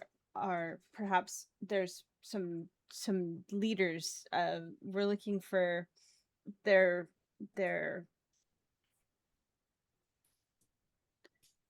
player is trying not to say the word chiefs and cannot think of a different word to say. Generals, Generals. sergeants. Captains. Leaders, no. Those in charge? I'm just sticking with leaders right now. Those who are particularly commanding among their ranks. Now the both of them had as part of the conversation with Beatrice with the Mad Queen before she was destroyed had it had been indicated that Judith was controlling the Unraveled in the city, which is something that the Black Crosses may not be aware of. So the idea was that there were 3, now there's 2. I don't remember who Judith is. She's the one Judith- who's hunting the She like was- the turncoat Black Cross who's been hunting. But she's them. not an Unraveled herself. She's something else. We just don't know what. She's the more sinister third option. Yeah, she was the one that was like trying to find them, and like she's the one that killed Strauss, probably, right? No, Posen That killed was Strauss. Posen. Or wait, yeah, that's right. Killed his She's the one that's men. been beheading people. Yeah, Yeah. that took out both of Strauss's lieutenants. Took out That. the Except other for- guys. Yeah. Sorry, I didn't go far enough down the pyramid. So much. He says, there are many dangers in the shadows right now. He says, even those who can move through them, I have commanded to be very careful. I am effectively in charge until the ring is passed to its successor. He says, so I will make a choice to reveal some small portion of our inner workings. There is an artifact, and he gestures to one of the men that's with him, says, show them your hand. He lifts like the completely black hand. He says, this artifact, he says, is a glove that when worn stains the hand in this fashion. He says, once removed, it must be replaced into a charging device, and it requires another year before the glove can be used again. Thus, we are careful about our membership and growing it. And this is often a reward for our most senior members. The ability to step into shadows comes with the wearing of the glove. The blade is another similar artifact that must also be charged, as these cloaks must be charged. The problem is that those who bear the glove or the mark of the knife, I think Judith can sense them. If they remain too long in the shadows, she finds them. As with the Hawkmeister's ring. He says, I don't know about the ring as it is. It's He unique says- in its nature, as I understand it. The ring has a purpose, he says, and its purpose is that whoever wears it, if someone kisses that ring, then the one who wears it will be able to see the manner in which they die, at the moment that they die. It says, so when a member of the Black Crosses dies, the Hawkmeister knows what fate befalls them. Every day that we are without a Hawkmeister, we are without that mechanism for the safety of our members. Operating blindly in a sense. He says, there are monsters here in the city, monsters that we can fight. He says, but the ring is of importance because it determines our legacy and our ability to continue. He says, so I am happy to offer our aid in fighting monsters, he says, but I must insist that the ring go as quickly as you're capable of taking it. It's understood. Thank you for sharing the weight of this situation we find ourselves in. I'm trying to remember. Did Hans have to deliver that overland, or could he just not use the Shadowways or Porte? Can't use the Porte or Shadowways because But it is possible you It'll might be able freak to the use hell the out. gateway here. might be And- able to use the water portals though, Yeah, Honoring's going to which is sort of secondary reason. ask about it. Be like, so do you think they can go through there? The Hawkmeister did while wearing it. It That's was what I how he thought. communicated with the other chapter houses. That's what I thought.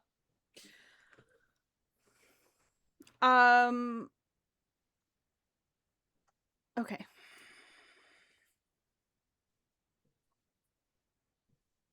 Are you able to tell us if any of your members have seen something particularly strong or disturbing at the Strega Bridge in the Shadow Realm version? It is one of the places in the city that we have commanded them to begin avoiding. Why? We've lost 2 members near it. Sounds like the next place we need to go then. The next place I need to go with Hans is to Montaigne. It's true. I was not entirely aware of the gravity. I will make the delivery of this post haste. It says, if you are willing to go now, I am willing to go with you. The A member language- would be appreciated.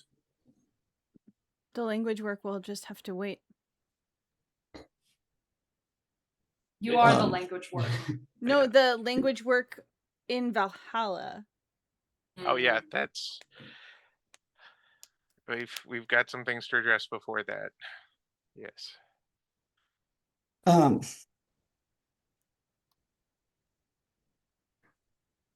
He says, you believe the bridge is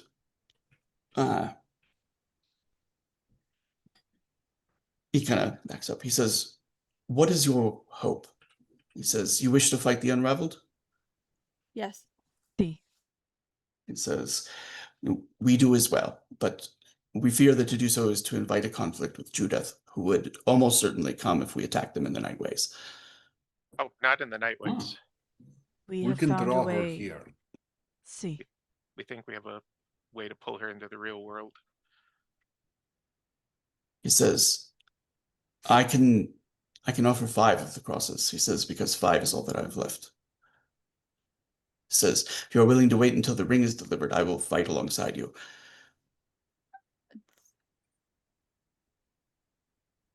If Judith, oh, go ahead. I was just gonna say I'm willing to go help deliver it now. Yeah. Right now.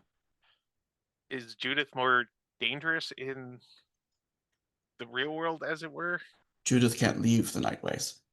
Oh, well, if she's not even a consideration, then yeah, we're good. Says I should say she has not been able to yet, but we are quite clear that that is her aspiration.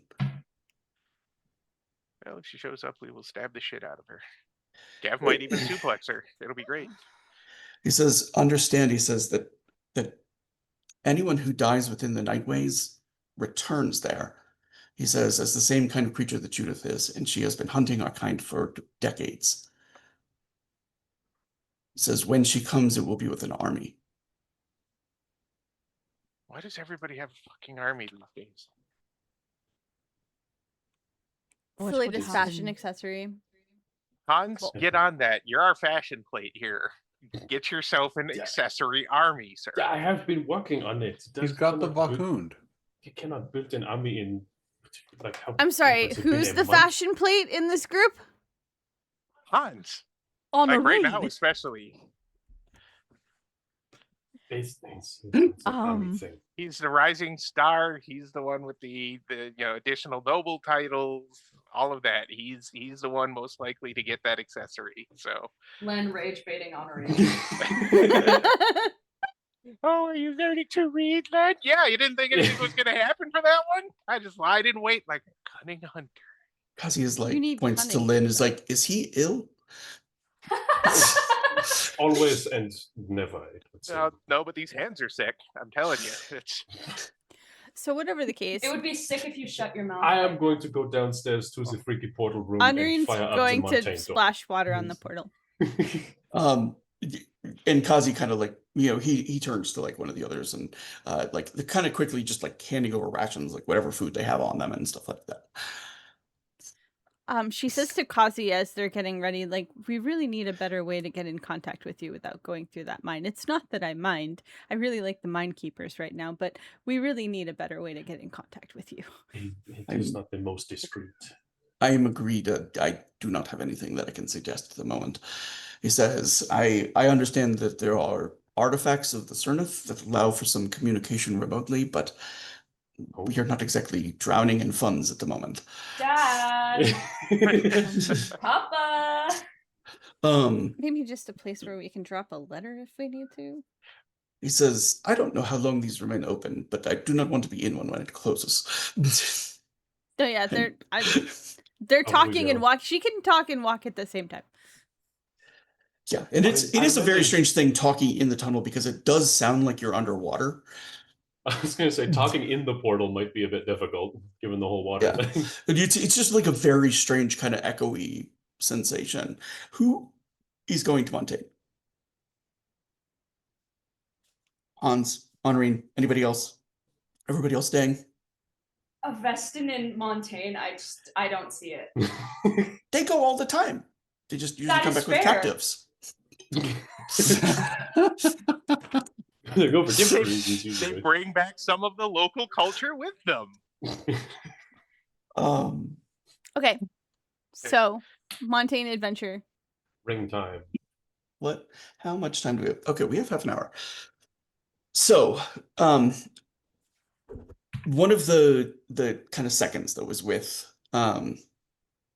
Kazi, like steps forward and says, if we know where we'll be fighting these creatures, we can perhaps begin arranging things to our advantage. The bridge that I mentioned. The That's where we're going Strega to- Bridge. The Strega Bridge. We're going to try and call her on the bridge since we're thinking she's linked to it. And the reason that we're targeting the generals, I don't think this was covered. I think Honorine was still too preoccupied with the Smith. Is that when one of the generals was slain, roughly a third of the Unraveled became aimless, no longer directed. And so we're hoping if we can clip the entire leadership, we can save more of the city because they're directly contributing to people not surviving the White Plague. They're kind of like, you had us at helping people survive.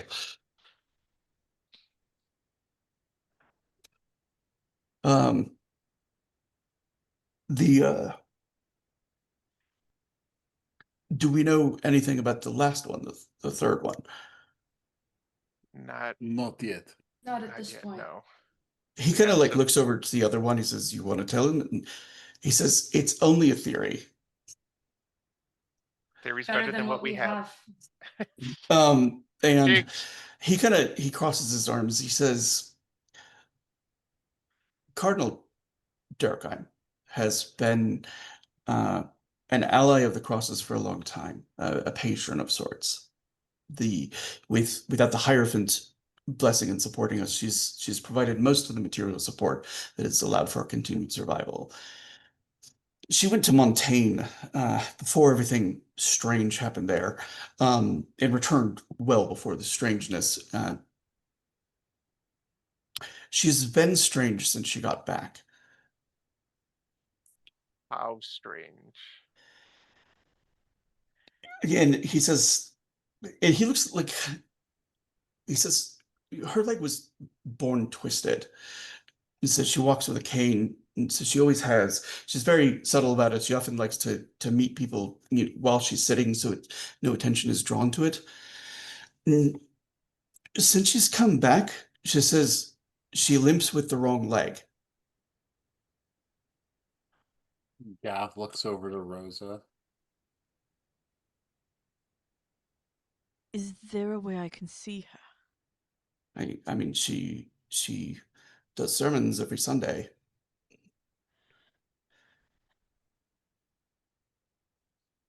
I need to see her immediately.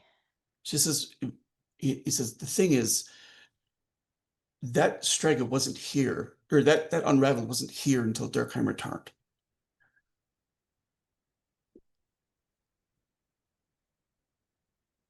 Well, we need to get Rosa to get eyes on her then, and I guess I know who I'm going to be observing for a time. Have you been spying on her to see if she drops any other information, or is that difficult for some reason? He says, I went to her, he says, to ask you if we could begin a regular relationship again. He says, of her channeling funding from the church and the like our way. He says, and she was unclear what I was talking about. Since then, I avoided it, he says, and I trailed her for some time. He says, I didn't stick to the shadows. I stayed in the real world. And that was when I noticed the limp. Well, I have my ways of observation, and my lovely bride also has her special ways. So I think this might be a bit of a team effort there.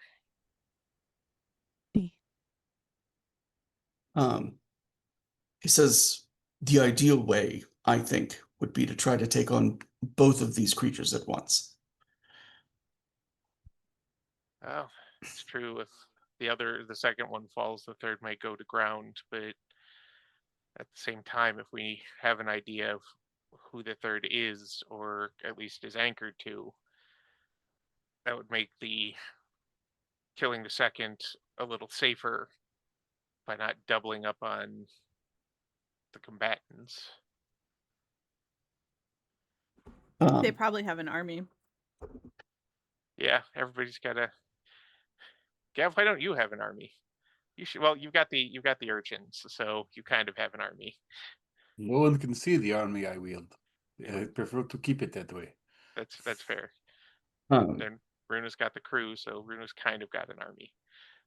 Somebody should get us an army as a wedding gift.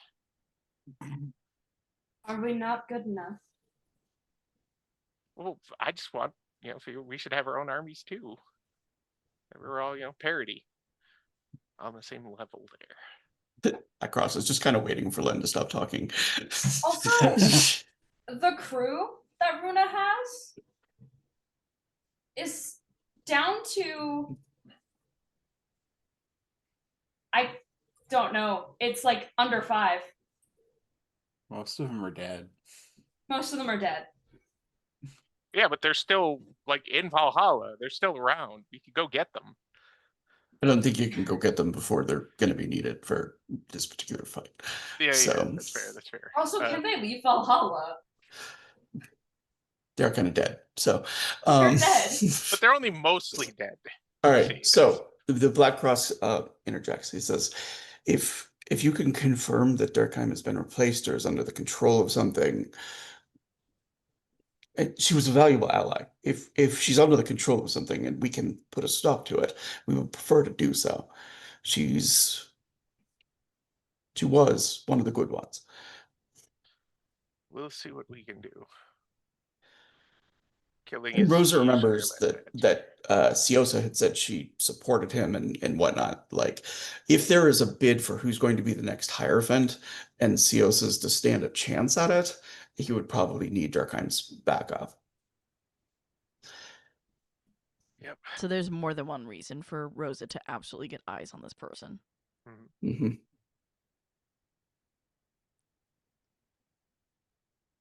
And in game, what day is it?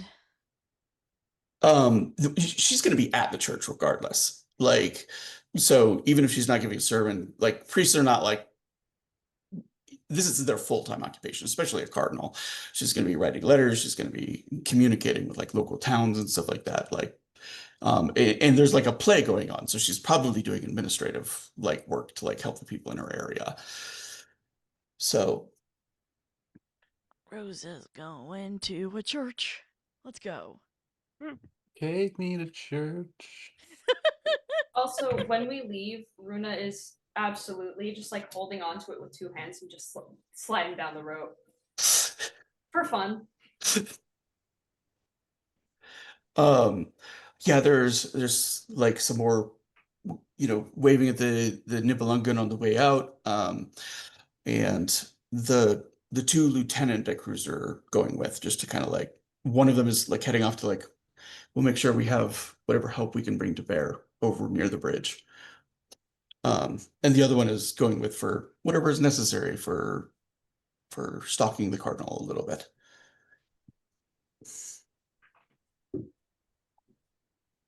Right. Len will give Rosa a little kiss on the cheek and then kind of break off, and it'll be like, I will catch up with you later tonight, my love. Stay safe. You too.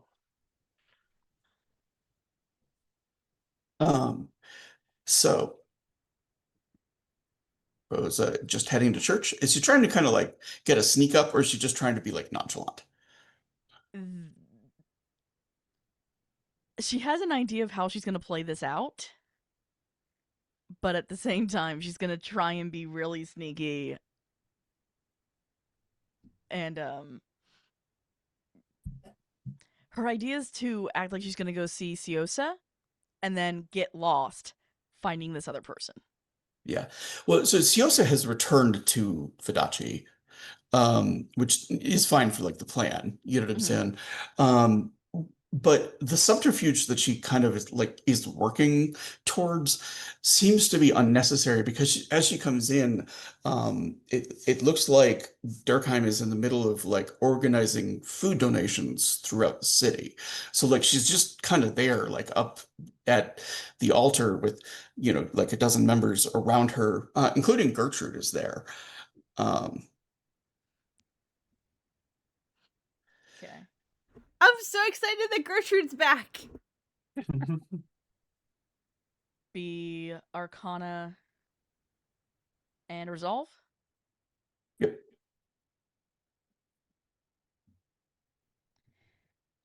Rolling 10. Heat 5. 46 with 2 explosions. Hey. Okay. So there's two things that I'm going to give Rosa.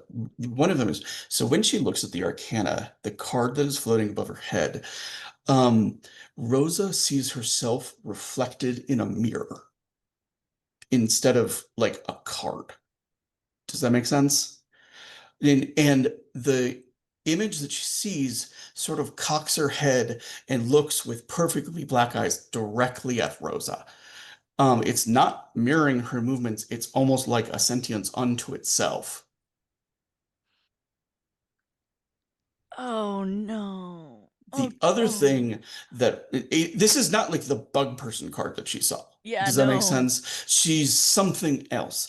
The other thing that she sees is there is like a golden, like not golden, there's like a silvery tether that leads from that card and from Cardinal Durkheim down into the cathedral itself, underground.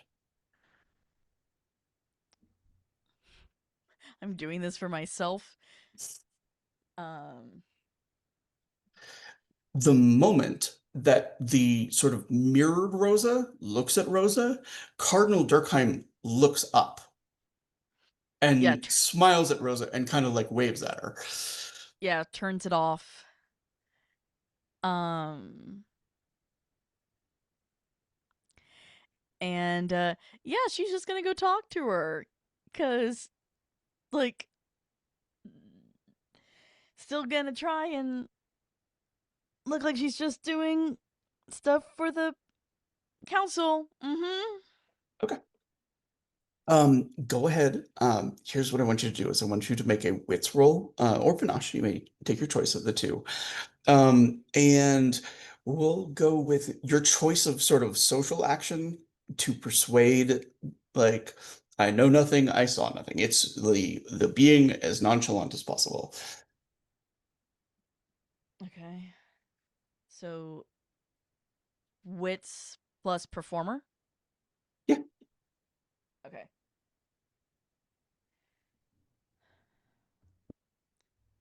Seven, keep 4.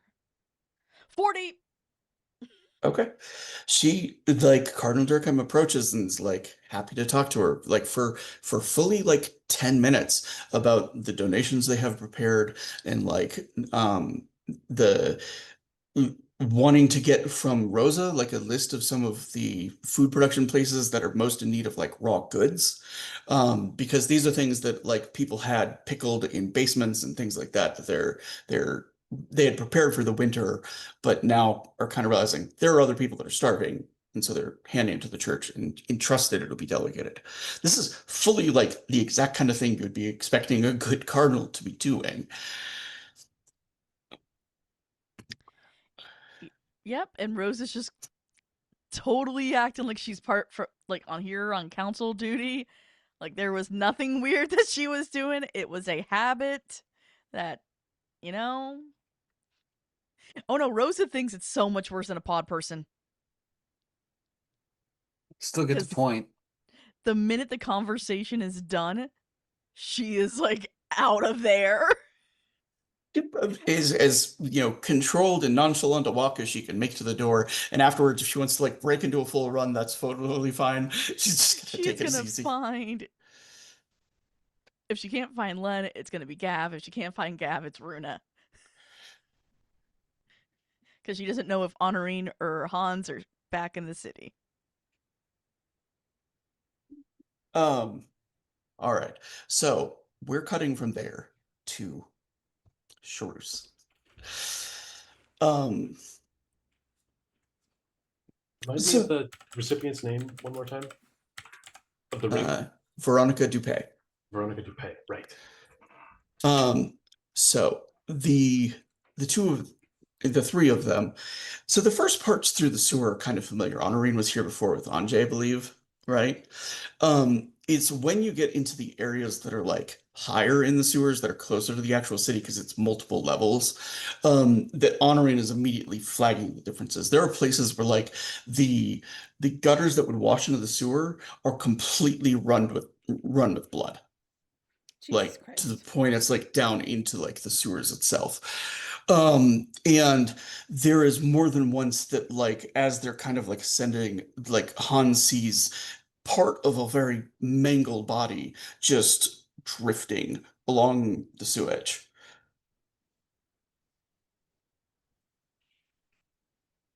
Sure, take my Um, time to come here. Kazi is like, I'm concerned as to whether Veronica even survives. Yeah, let us hope. And you ascend up into Charus, which is a city that Honorine can barely recognize at this point. It is fully like post-apocalyptic bad. Like there are buildings that have like burned out and some that are like still burning and look like they might have been for hours. There are like scenes of absolute carnage of just like bodies piled in the street, snow like inches deep having fallen over them. There are bloody footprints that go places that have no explanation as to where they like began or ended. Um, there are creatures, animals that have been twisted by Porte that were probably once cats or dogs or household pets or something like that, that have been twisted black with blood red eyes that are now dead, that like lie dead on the street. And flies are everywhere. Um, Honorine, before she gets too far in, is going to pull like a scarf up or something like over her face. Or like at least over her hair. Like she's gonna not be visibly noble in Shrews as much as possible. The one blessing that she has is that she does not have like the bloody hands that come with like Porte practice, which is the one thing that most Montaigne are trained to sort of like associate with sorcery. There are sounds of fighting as they're making their way through. Does that make sense? Like there's a sudden like pepper of muskets and like as if it were not just like an extended siege and aftermath, but like an ongoing battle through the many districts of this place. And Kazi is like, I was here before, he says, but I barely remember the way to Veronica's. And he looks to Henri and he says, do you know where the brothel was named the Gilded Lily? I mean, I don't know if Henri would know where a brothel is in Shrews. I don't know that she would have been very familiar with that on her visits to the city. I will allow you to make a. Do you have any criminal skill? Yes, I believe so. Let me look. Oh God, I have to look at this character sheet again. It's horrible. You may make a wits and criminal skill for like the sort of city navigation. Can I add my architectural knowledge? Yes, you may. It's extremely appropriate right now. I don't remember how it works, so let me look at it again. 1 extra unkept die. Okay. All right. So that's 5, keep 2. No. That's 7, keep 5.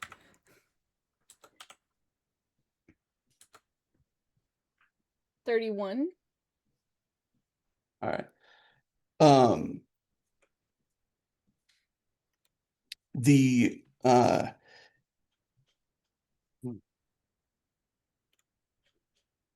So does she know where it is? yeah, she knows because there was a district of sort of ill repute that was necessary for the nobles, that it was sort of like if you were seen going in and out of it, it was like bad for your entire reputation. And so she knows where that district is because she was taught to avoid it, and she is certain that the Gilded Lily is in that area. Okay, so she's going to give Kazi a nod, but she's it's not just like all business. Like as she's looking at this city, it wasn't her home, but it was where she spent a lot of her time, and it was where her like a lot of the people that she associated with at court, like where she thought she was going to build a life. She has a lot of emotional ties to this city that she's suddenly seeing just like bombed out. Yeah. So she gives him kind of like a shell-shocked like nod, but she's like having probably a hard time like quite getting her bear. Like it's not just a sleek like we go this way, it's very much like, oh my God, hang on, I think it's this way, I think it's that way, kind of thing. They round a corner as they're headed towards the district, and they have a bridge to pass under. And against the bridge, she sees half a dozen noble women's bodies that are all headless, that have been staked to the bridge. And she recognizes the fashion of the dresses, like that those were from the season just a little while ago. Like it would be very easy for her imagination to fill in specific people she knew who she'd been to dances with who might have worn that dress because they're so familiar to her. And as there's sort of a pause and Kazi like looks to her and kind of like looks to the carnage of the bridges, the one of the gatehouses on the bridge itself, this is a kind of area that they would like have people show papers so that servants didn't wander into a noble's area and stuff like that. It begins to bulge, and the stone begins to kind of like spread outwards, and Hans can see cracks going up the sides of it. This is a door? No, it's like a tower, like a gatehouse tower. that's beginning to bulge outwards on all four sides. Shit. Cover now. That is not Uh, good. And Kazi says, I quite agree. And like they begin like pulling towards a building. I think Kazi, kind of seeing that Honorine is still a little shell-shocked, just sort of like puts an arm around her waist and like lifts her and pulls her backwards. As the something that looks like a blood red millipede just sort of shatters out of the tower itself. And like, 100 legs clacking starts to like climb up and over the bridge. Its eyes look like they've got a bloody sheen to it, but the thing is easily like 30 or 40 feet long. And there's as it's like beginning to kind of like slither its way across the bridge, the there's the sound of a gunshot. And it's just as like they hear the gunshot that Han sees the barrels that are stacked up and under the bridge. And the bullet like flies into it, and then a moment later, the sound is deafening. That there's every single one of those was filled with like black powder, and the entire bridge explodes upwards, and it sends chunks of carcass in all direction. And the a voice begins barking orders of like, that's going to draw the strangers. Get ready, everyone. And the voice is feminine. It's loud and it's absolutely certain. And as like just like seconds after she says it, there are 3 or 4 men that look like musketeers that come through doorways, but the way they move is like eerie and wrong. They're like There's up on kind of like bridge level where the thing They're- was, or is this down below? they're like down below. Like their appearance is almost identical though, and they don't communicate to each other. They don't look to each other. They don't talk to each other. They have blades out, and as you're kind of watching, Han sees one of them. He puts like the rapier away, and he draws a blade that when he clicks the trigger of it, he sees a very familiar flame shoot out of the end of the handle that's identical to the light blade that Rosa got from the stranger. The one that cuts right through flesh. Shit. And he sort of These are the strangers. Scheiße. This fucking pod people are here or something. They said strangers. Honorin's trying very hard not to be ill right now. I think she's like pressed very, very hard against Kazi, like trying to stay quiet, trying not to be sick. And he kind of he whispers to Hans. He says, "There are 3 of them. We must." So Stick the Panzer hand on just in case. go ahead. Cross the glove. I want a finesse and stealth roll from both of you. What would stealth fall under? The criminal? The criminal or hunter both work for that. I will allow performer if you worked backstage.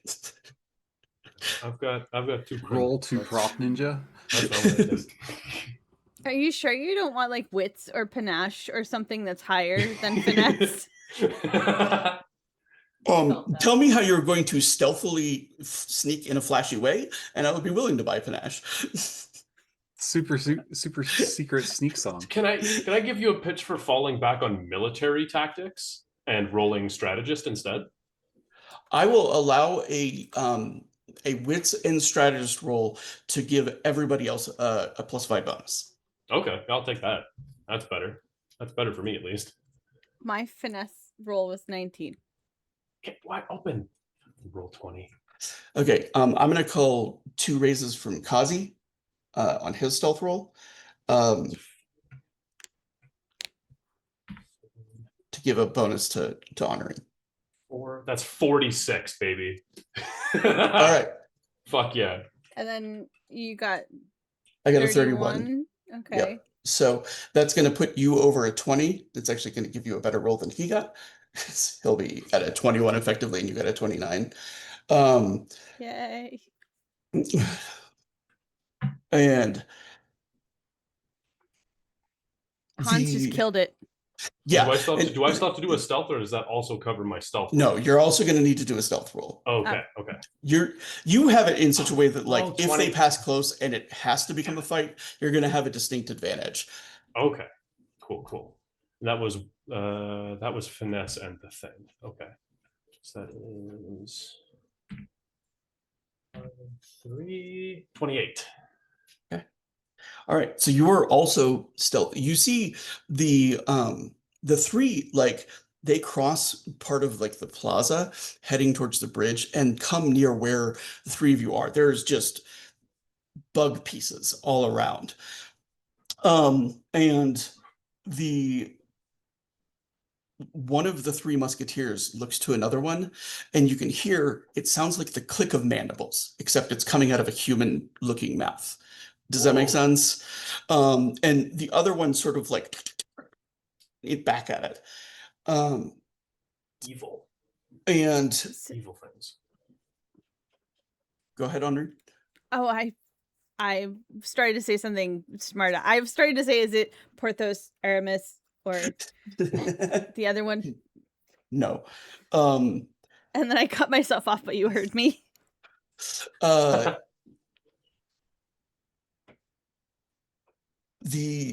And there is like a long, tense moment.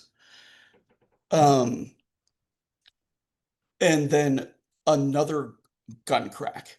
And you see like the head of one of them kind of taps to the side. You see the bullet still lodged in the side of its face as its head snaps to the side. And it like growls and like it there's like a quick snap of like the mandibles as it's looking in the direction. And then shadows behind all three of them like materialize people. Let's go. And it's hard to like they're all moving with like cloaks and just like motions of shadow. Kazi kind of like leaps through one of the windows to aid the moment they appear. It's up to Hans or Henri if they want to help in any way, or if they're I'm just getting kind of in like there. remaining back. These guys, I consider these guys allies. Yeah, I'm getting in there. One of them is like Honorine sees her like go down with a woman that has her legs like completely wrapped around its waist and a pair of black shadow daggers in hand that she just like is plunging over and over into like neck and head. Just like as if it would create a blender, but there's absolutely no sign of blood, no sign of like wounding or anything like that until she like gets up to the sides of its temples, and then it just sort of like snaps and falls forward. One of them swings wildly with like one of the light knives, and Kazi's like hand up deflects it. He gets it against the arm and blocks the blade just before it hits one of the shadows, and then turns and pushes the spear straight through its neck. It's like the first thing that like just seems to go like butter through it, and the thing looks surprised for a moment, and Kazi kind of flicks the blood off and steps back, and it takes a step forward and then drops to a knee, still looking confused, and then crawls another step as like blood just pours out of it. And the last one like is Hans has a taste of the thing's strength. It's fully as strong as he is, despite the Holy fact that it looks shit. like a skinny little musketeer with a fencing Damn. blade, right? Like fully lifts him with one hand. Does not quite expect like the repeated panzer hand punching that comes along. But others are quickly like plunging shadow knives into the front and sides of the thing, and it like drops slowly to the ground. The woman who took one out by itself, she pushes herself to her feet and she says, "More will come." And she looks to Kazi. She says, "It's good to see you again." And she kind of like pulls down part of her like cloak to bear like a black cross that's on her neck to the two of you. What direction did they come from? Towards the palace. And are there any like burning pieces of centipede like over there? It's kind of in all directions. Yeah, so Honorine's going to like as subtly as she can, she's gonna like make the fire worse in that direction, like from that direction, like make it very burny for them to come through. And it may not matter to them, but she's doing something, god damn it. Yeah, it's kind of like quickly like moving and licking up the sides of the building and everything. This woman is like she's probably like in her late 30s, if not like a young 40s. She's staggeringly beautiful, and she's also very scarred. She's wearing a corset and what looks like the remains of a skirt that was probably at one point like a fashionable something, but is now completely like pirated out with like belts and like accessories and like pouches of stuff. Does that make sense? Veronica Dupay, I presume. She's gonna like glance at Kazi. Kazi nods and she says, um, and Veronica like looks on Noreen up and down. She says, I don't believe I've met you. She says, you have a memorable face. And I do not receive as many female visitors as one would think. Wait, memorable good or memorable bad? Memorable bad. She kind of smiles. She says, I can offer you poetry another time. Right now, we're standing in the middle of a war zone. Yeah, on that note, is there is a place we can take shelter? I have the delivery from the General Strauss. She kind of like gestures and like heads into like a group of buildings. And Like, can I grab some of the like weapons these guys had to bring them back as we're studying these? the Can I really- lens knives and stuff like that. Yeah. Can I Yeah. grab some of those as we're? Yeah, I'm Oh, I looting want these one. guys. I'm grabbing Looting one. the fuck out of these corpses. Yeah, there's you can easily grab 3 lens knives, 3 more necklaces, 3 more rings that allow you to like impersonate people. Sweet. Yoink. There's like one other thing that is like Hans is kind of like moving a cloak and whatnot. That looks like it looks almost like an egg with like light shining out from the inside of it. And Oh, as don't he touch kinda, it. one of the Black Crosses is like, don't touch that. Like the moment Hans sees it. Like, right Honoring's as- gonna pull out a handkerchief and offer it to Hans to touch it with. Here, pick it up with this. He says, no, don't. You can set it off. So fucking funny. Oh my god. Oh, it's a grenade. Oh. Oh. Yeah, back. I'm not going. I'm going to leave that. Okay. Stuff these things in his pockets. Hand Put your a set handkerchief of away.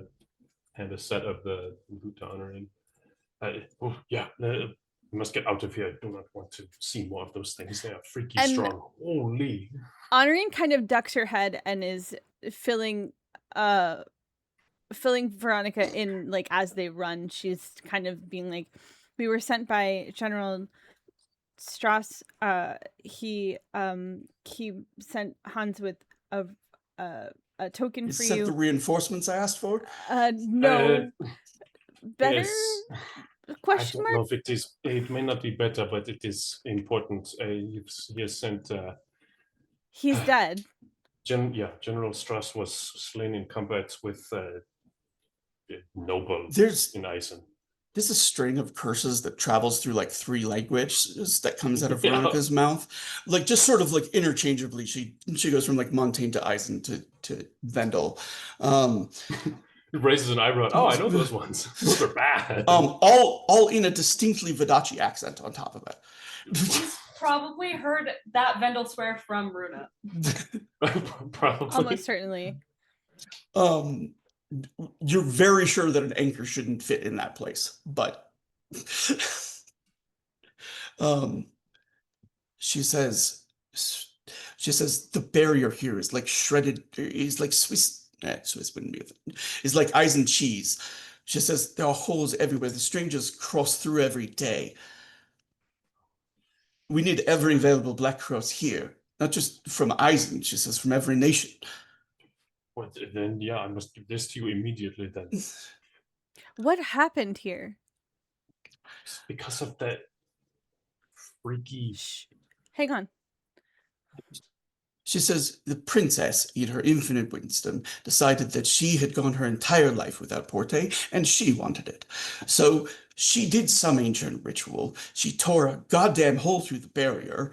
She's become some sort of bloody demon that's stalking through the palace, and the entire city's gone to shit and is soon to overrun the country. She says we are plugging holes in the dam. Oh, that's what happened. Mm. From rummages in the like one of the secret pockets on his coat, pulls out the ring. Yes, seems like you need this, and you need this yesterday. Then She looks at it and she just like, oh, fuck me in the ass. Oh, I wish we were there. She says, you've got to be. He picked me? He said, don't- he said nothing but brings this to you. That Spoke- asshole. He couldn't have stayed alive. We're fucking fighting a war. He's the general. Why, he was an old fool to the bitter end. What can I tell you? I knew the man for many years. He was brought down by Posen, by Koenig It- Posen. It checks out. As stupid as it was what he does, it checks out for him. That's all I will say. She says, right now I would plunge her fucking hand into the bucket myself and make her one of us. Perhaps might it could clear be up some- arranged, honestly. There's... Hans and Honorine saying the same thing might clear up some problems, actually. Yeah, there's a non-zero chance we could make that happen, but just explain. Anyways, he hands over the ring. God damn it. If there's some way we can help, I can try. She takes the ring and she makes the sign of Theus and she puts it on and her head snaps back and her eyes go wide. And you see her hand kind of immediately goes like under her breast, and you realize like Hans knows where the fatal wound that killed Strauss was. And from the moment he realizes like she's reliving his last moment. It's not just I can see how he died. She's experiencing it. Does that make sense? And then you see her like head kind of snap to the side, something that wasn't part of the Strauss fight, and she's realizing she's experiencing other knights who have died since the ring was last worn. Oh no.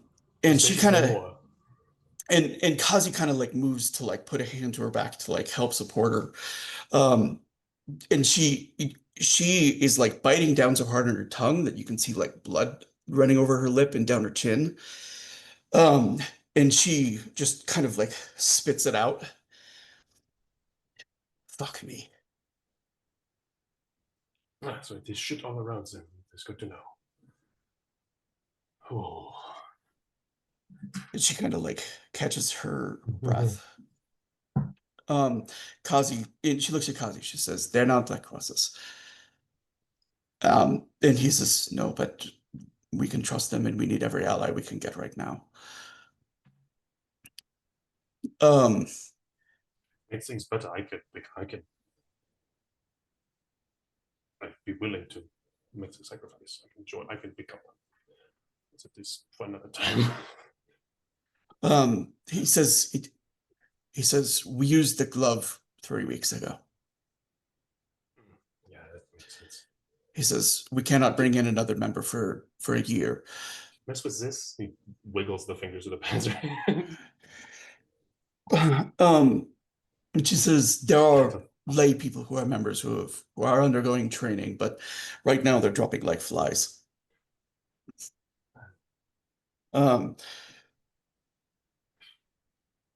She says, when I say the barrier here is weak, she says, I mean, we see things like that. And she points in the direction of like the exploded millipede. She says, twice a week.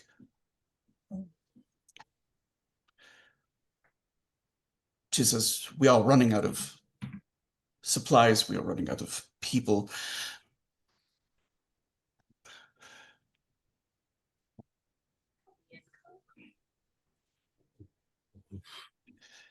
It's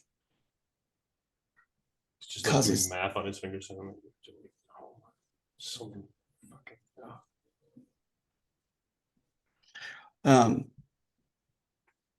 Kazi says these people represent the Council of Freeburg, which is being hit by the White Plague at the moment and also under siege by some Judith, amongst other things.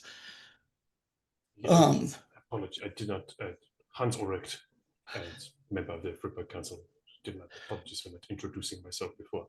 Yeah, and she leans in and gives like the most kind of like natural style, like Montaigne kiss on the cheek. She's like bloody as she does it.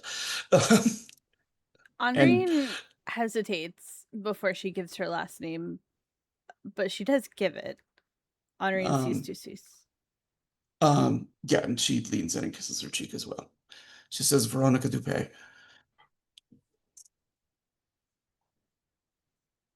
Honorine looks at Hans.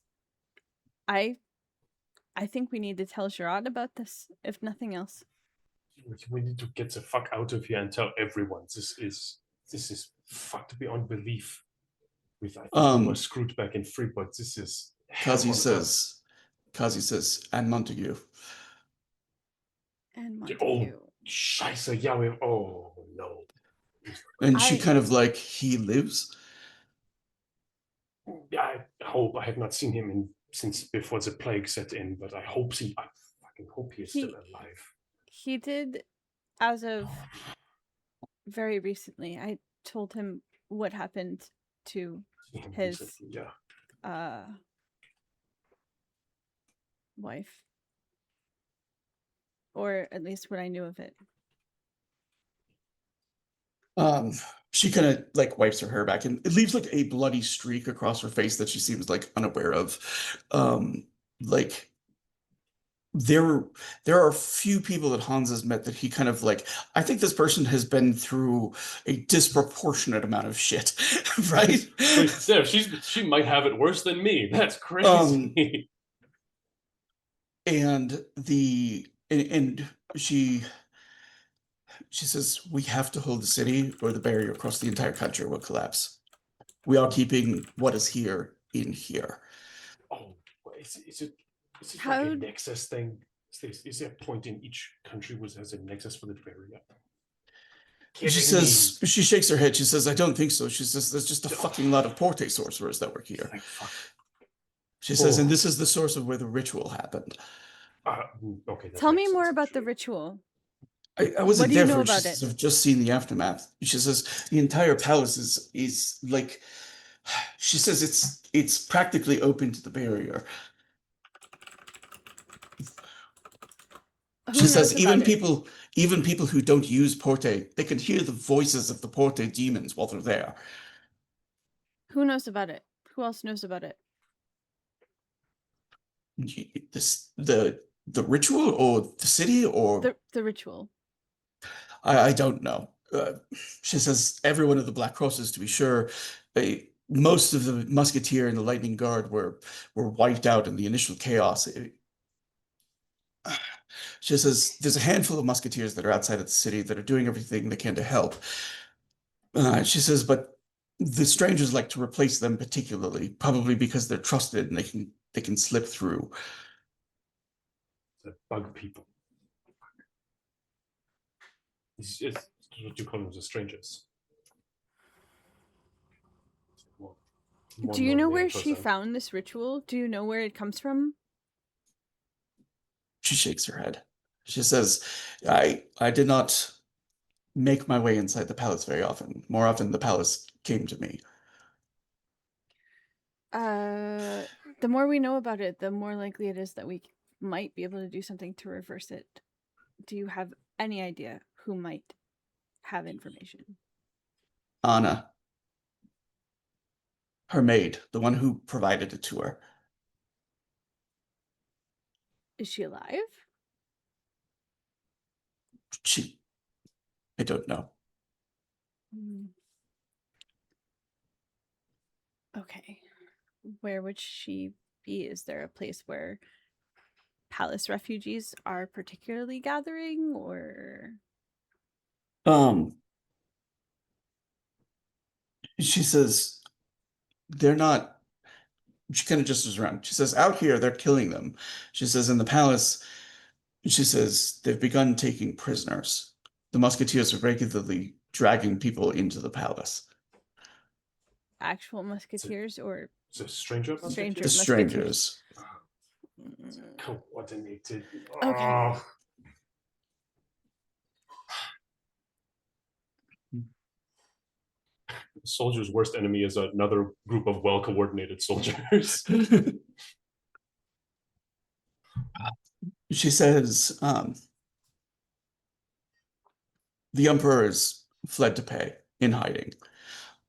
She says there are still bands of peasants across Montaigne who don't understand what has happened here in Charus, but blame the nobility for losing faith with Theus and the damnation that is upon them as part of the church, as part of Theus's reckoning on the earth. It says, so they are hunting down Porte sorcerers wherever they can find them, which leads them to use Porte at every opportunity to move around and cause more damage to the barrier every time they do.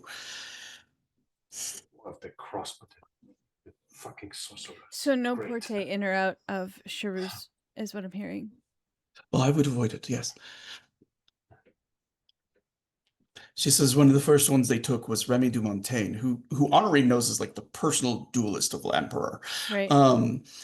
And like one of the most feared swordsmen in probably all of Thea. Like he's got a negative 100 reputation. Says, she says he came directly after us. Why? So I didn't stop to ask him. Yeah, naturally. Sorry. The real him or The real him. I don't know what he was doing. She says he seemed to be compelled somehow.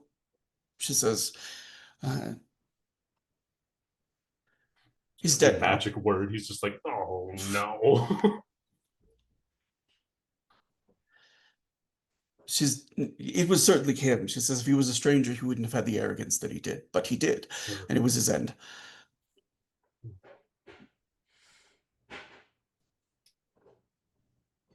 And she kind of like, she absently sort of like pushes up a sleeve and you can see where there are like marks from a blade that went across her arm, suggesting that the end of Remy du Montaigne happened at her hands, but was like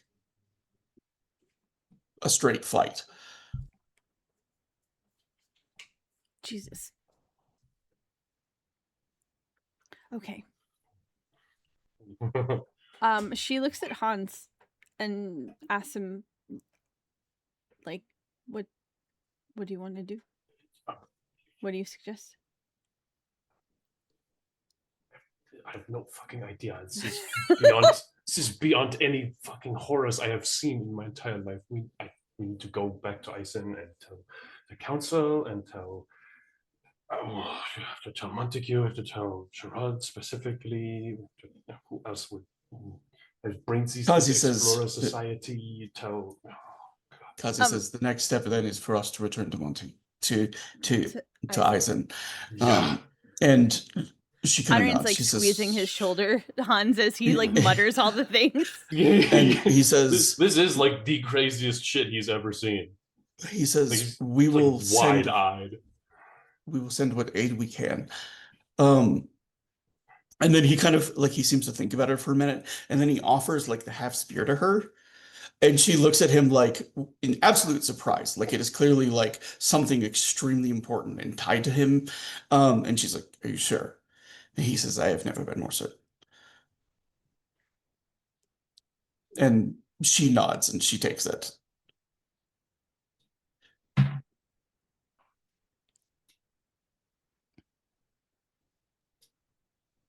This is a bad time for Strauss to have died. And she says, "It's fucking ruinous." And she kind of, she pulls up her hood. She says, "We have to move. We can't stay in any place too long. We have to go back. We have to go back the way we came. We need to go." And Kazi kind of nods, and he looks to Honorine and Hans. He says, I had hoped for a bit more resistance from from Montaigne, but I do not think it will be coming. No, if anything, maybe the assistant should go to Montaigne. I mean, if Um, they And it bury like false in pains country, her to false in say what that. is- What is stuff? Oh God! Let's talk about the whole country of fucking Porte demons. Kaze kind of like mumbling, Kaze mumbling kind of the like whole way back. he says, "If you can mumble a little quieter, my friend." Yes. And everybody begins stealthily kind of making their way back into the sewers and back towards the portal. And that's Meanwhile, Tom's where going, after every She's time. like, oh, come on. What? that is where I'm gonna drop the curtain for the night, though. Jesus. Whew. Um, Hey, we got loot. That's a positive. We got loot. you did get loot. Hell yeah. Writing it Okay. down. So let me real quick, since we did go like almost like 30 minutes late, and probably will be by the end of this. Give me 2 role-playing nominations.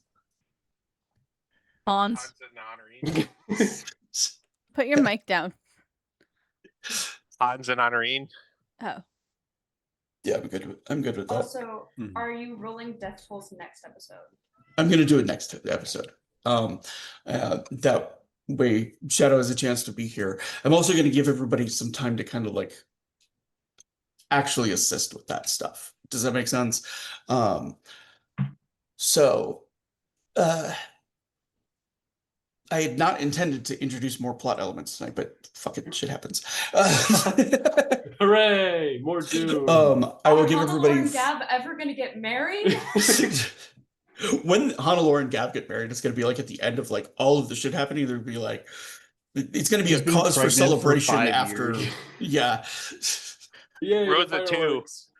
Because Rosa got pregnant not that long after She's, Hannelore, so she's like, you think the voice of the Nibelungans dies are great. Check out mine.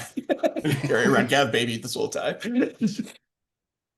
Wait, what the fuck? What? What did you That's I don't- new. Lift off. That's crazy. Your sarcasm has achieved escape velocity. All right. Okay, so Honorine and Hans for the role-playing awards. Thank you everyone for watching Thank us you. on YouTube or live on Twitch. Audience participation always means the world to us. And if you're on YouTube, smash the like, hit the subscribe, and make a comment down below. We had a really active chat tonight. I'm sorry I wasn't able to read it, but I really appreciate it. Here at Dirty 20, we always set out with the same call to action. Be nice. Be kind when you have the spoons, but even when you don't, be nice. Be nice to strangers, be nice to your family. Most importantly, be nice to yourself. Thank you for coming on this journey with us, and we will see you next week. Good night. Bye. Good night. Night. Night, y'all.